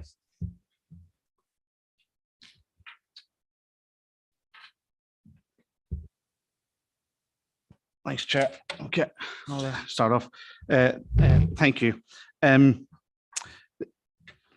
This application has now been put in front of this committee in a new format to try and gain consent for 2 self-built houses. There's no identified need, and although it is claimed these will be to ensure the landowners' children can remain in the area, it should be noted that there are currently 70 houses being built at Brooksby, only 1 mile away, of which 6 houses would be shared ownership. Only 2 miles away in Frisbee, there's currently 9 market discount houses being built, 25% discount, and 8 custom builds in a sustainable village on an allocated site. Hobie Village is not sustainable, and as a planning inspector stated in April 2021, for 4 houses that the proposed site did not comply with SS3, and the building on the site would be contrary to this policy.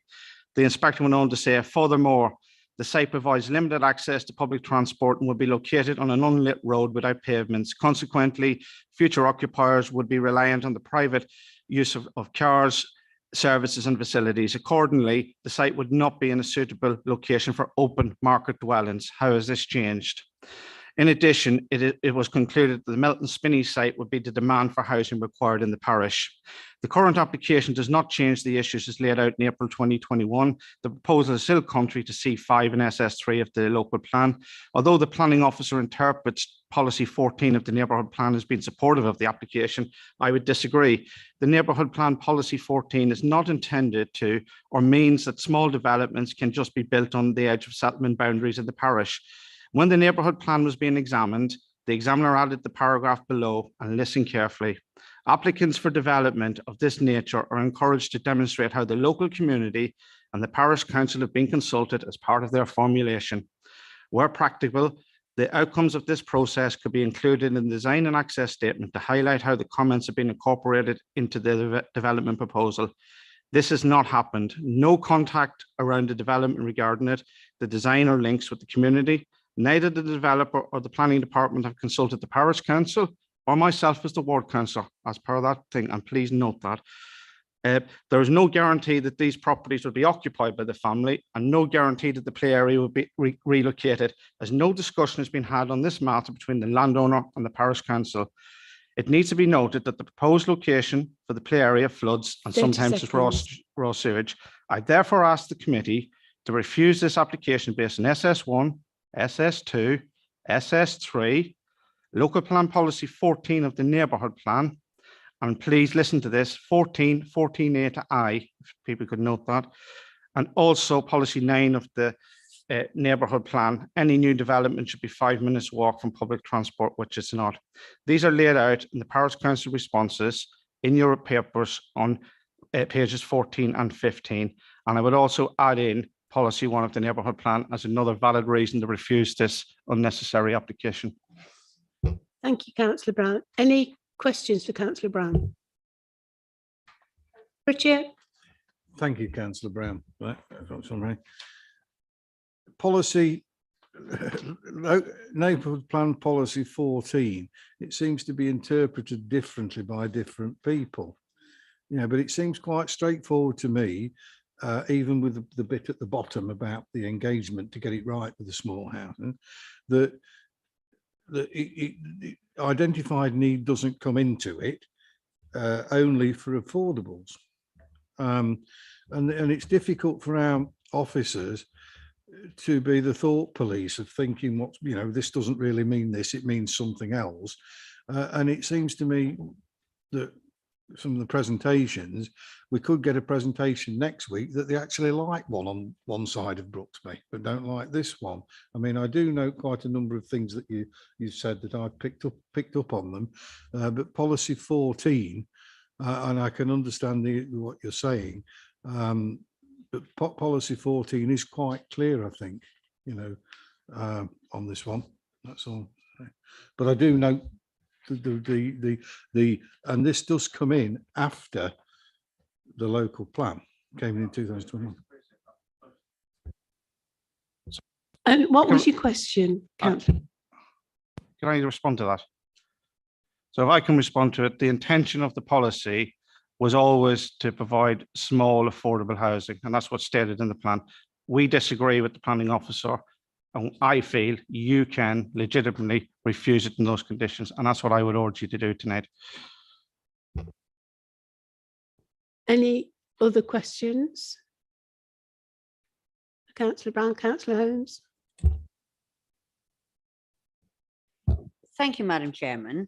Yeah, on that policy, I would just like to ask you, because I thought on policy 14, we had actually sorted that with the development at Brooksby. Was that not the reason that we gave it planning permission? I thought one of the reasons. It was one of the reasons, but it is a slightly different reason why this application is in front of us. But absolutely, there's no identified need for this housing, and I haven't seen any evidence of that. Thank you, Councillor Brown. Any other questions? No? Fine. Well, thank you very much indeed. Okay, we're open for debate now. So who'd like to start the debate off? Councillor Pritchett. Thank you, Chair. I've got quite a few problems or issues with this application. On one hand, SS3 has been superseded by Neighbourhood Policy 14, yet there is mention about the exceptional item of the play area actually conforming with SS3, and then there's a condition relating to the provision of the play area, which actually confuses me if it's been made redundant. There isn't a 25-year lease mentioned at all, already agreed with the parish council. The parish council's objection would seem to be that they don't value the play area down as sufficient to grant to sway them regarding the application. My main problem with this one is, and it links in with what Councillor Brown said about the examiner's comments at the bottom. It's around the design and access statement that was sent in with the application. What it actually says here is the Brooksby Road entrance to Hobey is dominated by large regimented suburban character with open plan gardens and integrated garages, showing little regard for the overriding architectural design of the village. Now that doesn't match with what the parish councillors are saying and what I understand of Hobey. And then it goes on at the next paragraph 5.14, the proposed development site provides an opportunity to frame an entrance to the village, blah, blah. having looked at the design on the portal and what's up there, they don't look like cottages to me. The gentleman's mentioned a large open plan, open paved area. Now, if the vernacular, the typical vernacular might be 5-bar gates, then 5-bar gates. So it also says within local plan policies, EN8 and EN9, about green, sustainable climate change, etc. And they're offering wooden windows. Well, that doesn't fit these days with sustainability. And I looked through this and the design, and to me, there's not enough in terms of the materials and everything to satisfy the design of new development conditions, policy 1 in the neighbourhood plan, or particularly paragraph F of policy 14. And I do take on board there is the interpretation of the edge of Brooksby, but that's my particular focus, that it doesn't match any of that. And I've not been given any assurance from the planning officer that they will sit down and it will be something that actually relates to Brooksby and will satisfy the neighbourhood plan. So I'm not impressed on the grounds of local plan D1, EN8, EN9,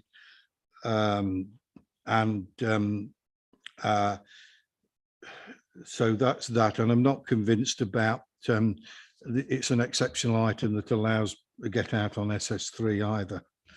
Thank you. Thank you, Councillor Pritchett. Councillor Hone.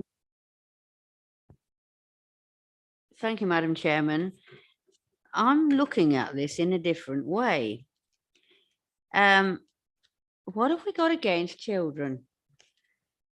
Because quite frankly, SS2 and SS3 tells us about, I don't know why I haven't got my glasses on.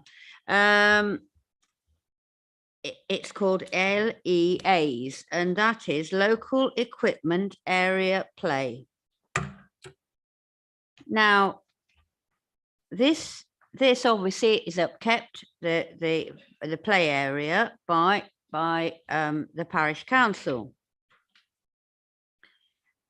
And then whoever it is wants to move the play area to an area of wet and where sewage is present. I mean, you can see even now, if you look at the area of grass below, that it has got hassocks in it. That means that, perhaps you don't know, but that means that there is always water present. It's a bit like reeds. And we have to consider in a small village that we have to have a play area for children. Very, very interesting this was. I got it off the internet only about 3 days ago.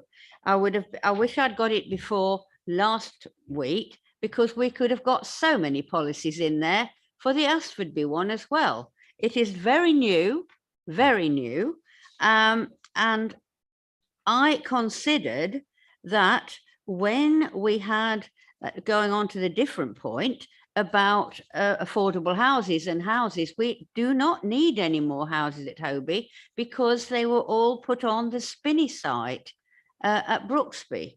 That was why we thought that it ought to be passed at that time.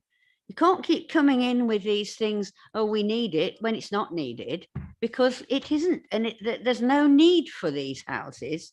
And I am really, really concerned that we are not thinking about children's play areas. You cannot move something to a dangerous area, as far as I can see, and this is most essential to be left where it is.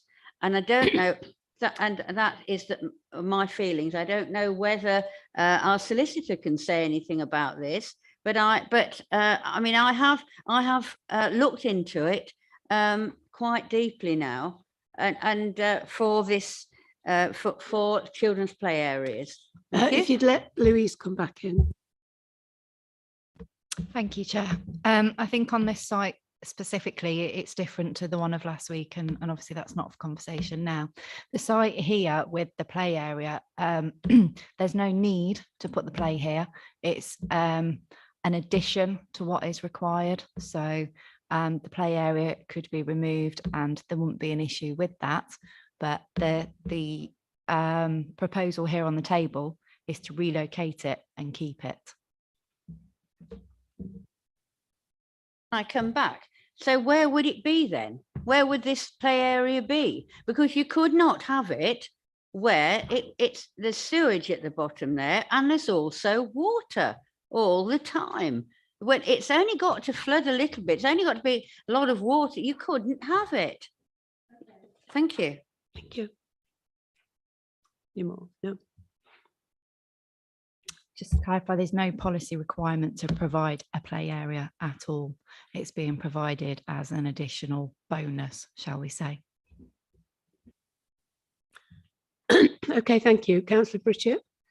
I'm concerned about the interpretation we have from our officers of the edge of Brooksby and what the gentleman from the parish council's entered in with reading out. He sort of says he's advice from the and also saying there are some lines on a map. So they're I don't know whether you can rebut that, or because it's giving me concern, this lack of clarity on that. Did you not already answer that, Helen? Can you just clarify what you would like me to advise? Well, I'm a little concerned that you've interpreted the edge of Brooksby. The parish council are suggesting they've got another definition of what the edge is, and also they've got a boundary, you know, a line round Hobey, and it would be how far away from that line is the edge. And I'm not happy about that at the moment. Thank you, Councillor Pritchett. Helen.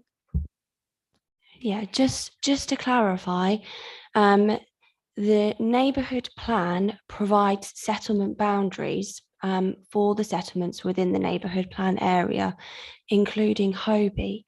No definition is provided as to what the edge of the settlement is in terms of how close to the line does it have to be considered the edge. As I've advised, it's officers' interpretation that the site is on the edge of the settlement. However, it is open to interpretation. Thank you. Councillor Hewson, did I see your hand up? It was more clarification on the edge then. So if the edge comes from Hobey one way and the edge comes from Brooksby the other side, the edge could actually be right through. Just to clarify, with policy 14, it's permissive of small scale residential development within or on the edge of the settlement. So that policy has been used to approve a residential development within Hobey. So it's being interpreted in the same way as it was in that case. And with regards to the expansion of the development, it only allows for small scale residential development of up to 3 houses. And between those settlements, there is an area of separation with separate planning policies that would prevent development within that area of separation. So this site sits outside of the area of separation, and officers consider it to be on the edge of the settlement. Councillor Hewson, can I just come in there? The policy refers to maps 24 to 26B, which are contained within the neighbourhood plan. I think, were they actually contained in the presentation as well, the map that has the red line? Correct, an extract was. Can we get that map back up, because that might be helpful to actually demonstrate the boundary that we're talking about?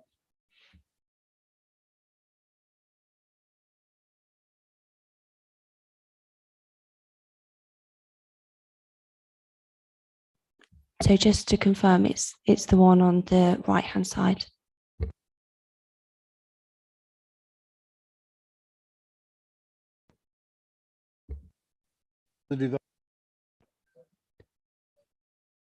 Just, yeah, with the pointer just to the south of that. So that's the application site just there.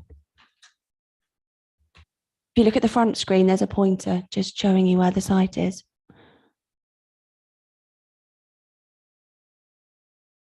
If you'd look at the screen to the front.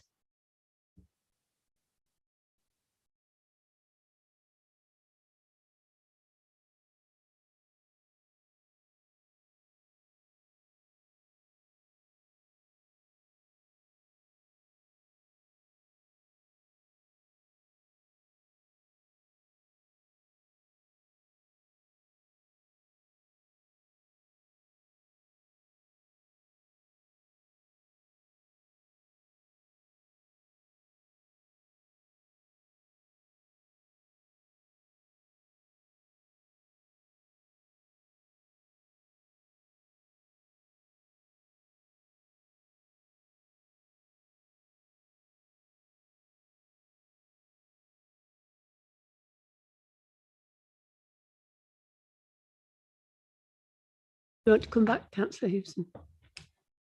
Yeah, that's made it a lot clearer for me, because I was sort of more thinking of the distance on the road frontage, which is quite a long distance. So the actual boundary distance we're talking about is to the rear, isn't it? Not the frontage distance. Do you want me to point on the, if you point on the plan on the left, Andrew, and just show that point there is where the settlement boundary is, and then the application site is just to the south of that. Yeah, so but that's what I mean. But the road frontage, then there is like a green area. That's isn't there, correct. between? Yes. Thank you, Helen and Tom, for that. Councillor Smith, did you have your hand up? Yes, I did. Thank you, Chair. So I have numerous issues with this application. I don't believe that there is a local need for these homes. As we've stated before, there is the Spinney campus where, you know, there are numerous options. I'm going to take a super cynical view of this relocation of the play area. It's going to be moved to an area which is, in my opinion, and I'm sure many other people agree as well, unsuitable for children to play on. I would not be happy with my child playing in an area that floods regularly. Okay. Is it okay if I continue? So why not keep the play area where it is and build on the southern part of the land? Because then you can say that the play area is unsuitable, you can get rid of it, you can build more houses. Don't get hung up on the play area, No, please. I'm not going to. I don't think this is a sustainable location, so I am going to propose refusal on SS2, SS3, C7, C9, EN1, EN2, EN4, EN8, EN11, D1. Can you start again, Councillor Smith, Yeah. and speak at a lower rate, please? People Sorry. are trying to write down what you're saying. Okay, so SS2, SS3. Sorry, can I have the reason before the policies, please? I don't believe there is a local need. We have other options available in those areas. It's not a sustainable location. C7, C9, it's right next to sewage works. It's outside of the settlement. So it, you know, if we're saying that it's next to the settlement, we can also say it's next to the sewers. Landscape, biodiversity and geodiversity, sorry, EN1, EN2, EN4, I think it's too far away from the boundary line. EN8, EN11, we're not minimizing the risk of flooding. In fact, we're increasing it because both of these will be in areas of, you know, flood risk. D1, as Councillor Pritchett said earlier, using wood for the windows, it's just a complete contrast to what they're trying to say they're doing. Neighbourhood Plan Policy 8, biodiversity and nature conservation and the environment, as I've said before, and Neighbourhood Plan Policy 14 as well. It's, in my opinion, too far from the settlement boundary. Members, we just need to be really careful here when we're listing these reasons for refusal, because if they come back to appeal, officers need to be able to actually demonstrate what the reason is as well as just state the policy. Louise, do you want to go through each one of those in turn, so we can actually draw out the reason, because we need to be crystal clear if it came to appeal to be able to defend it. Yeah, so what I'm understanding is contrary to policy. I can understand that, but I'm trying to tease out the reasons why members feel it is contrary to policy.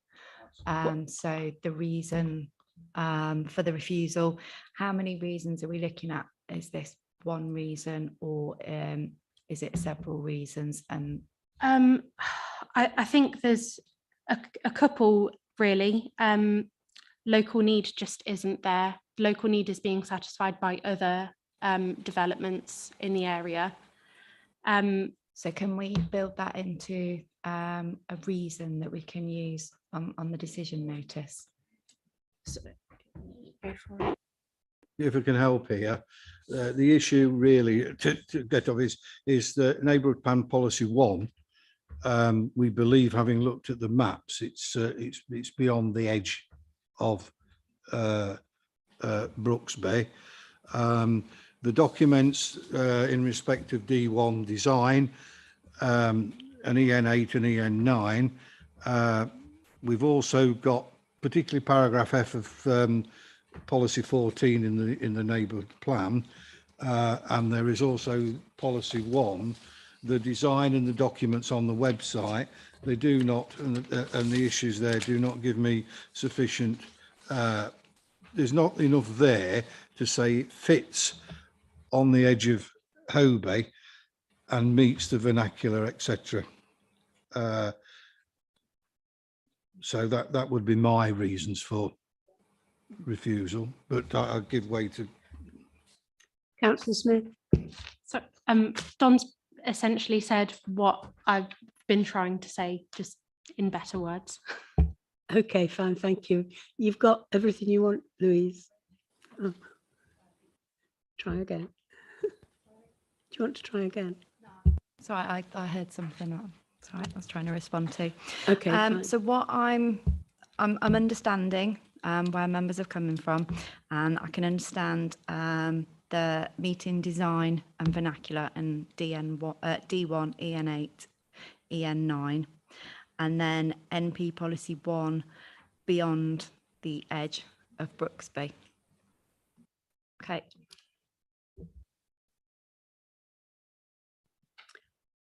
Okay, right, we've had a proposal to refuse.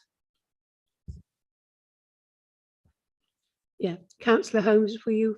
I will definitely second it, and I'm sorry, but we don't, this business of not getting hung up on a play area when there isn't another one in the village. I don't know whether people go to that village very much, but it goes in and out and round. And Councillor it's a Holmes, safe we place. can't get emotional about the play We're area. not getting 'cause that's emotional, that's but not I what would we're- like to second That is this not what application. we're talking about tonight. Well, I think it is. Thank You've thank you. Chandler, did you want to say something? Yes, I was willing to second. I mean, we've got an 11-year land supply. We don't need to be putting houses where it's so controversial. When we've been debating this now for 3/4 of an hour, and I think that says enough. Thank you. Thank you, Councillor Chandler. With Councillor Pritchett?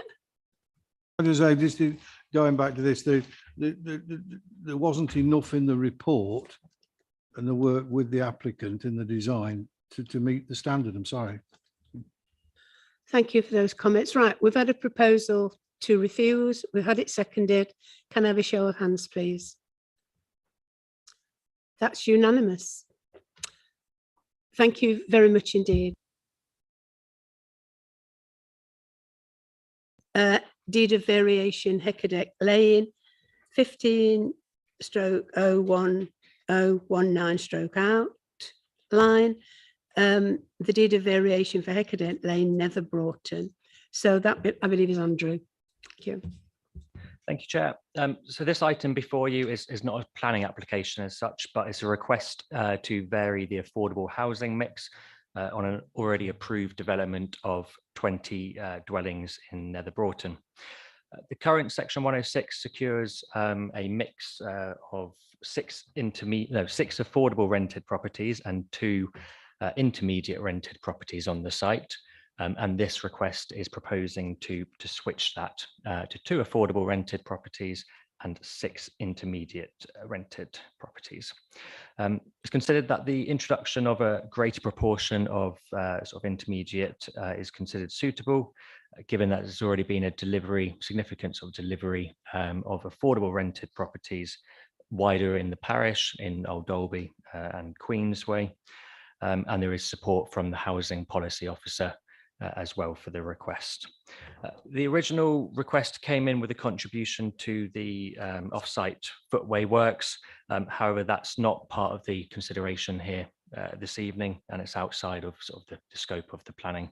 It's solely the affordable housing mix that we're considering tonight. So overall, the request is looking to sort of retain a good mix of affordable housing, assist towards a balanced community, and it's recommended that the request for a deed of variation is agreed. Thank you. Thank you, Andrew. Any questions? Councillor Chandler? Thank you, Madam Chairman. I thought there was an argument, or we deferred it at one stage, about a footpath into the village. The County Council don't feel there is any need for a footpath.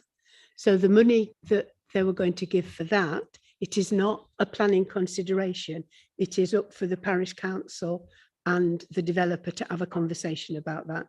And it is not anything that we are considering tonight. Yeah, in the report. That's I know. all. Thank you. Councillor Holmes? Madam Chair, I'd like to propose that we agree to this because I think that it. Oh, have we We've got a speaker. Oh, sorry. As Councillor Orson, has he joined us?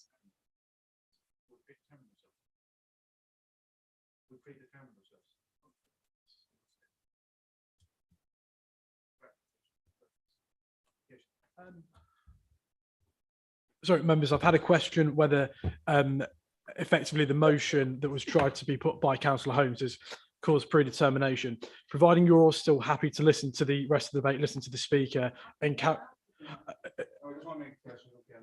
yeah, Councillor Holmes, you're able to stay, providing you're happy to listen to the rest of the debate, listen to the speaker, and sorry, it's not that, it's just a question's been asked about predetermination.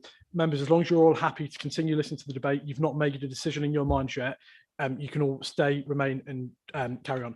If after that potential motion, you consider actually your mind is now closed and you are now predetermined, you would need to leave the room. I'm just doing that for transparency and for the risk of complaints coming from outside. I don't want any decision to be undermined. I know.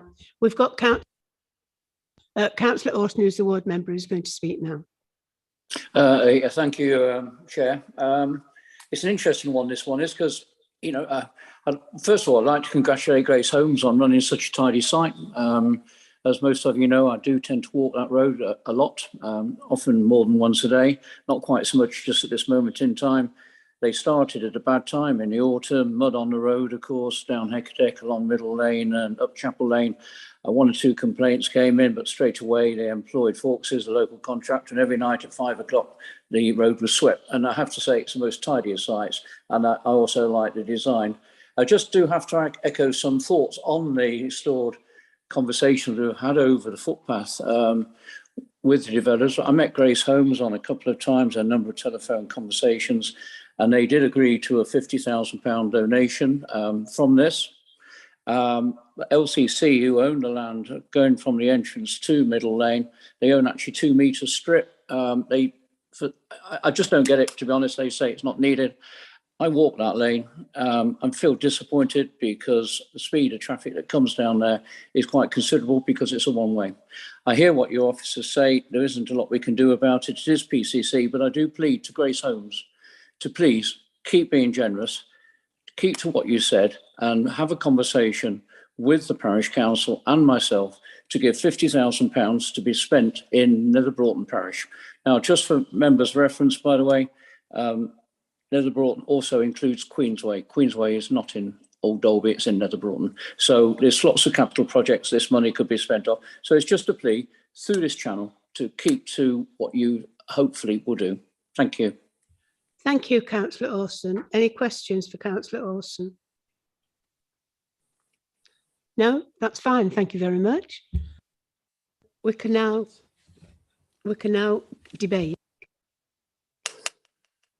Brown?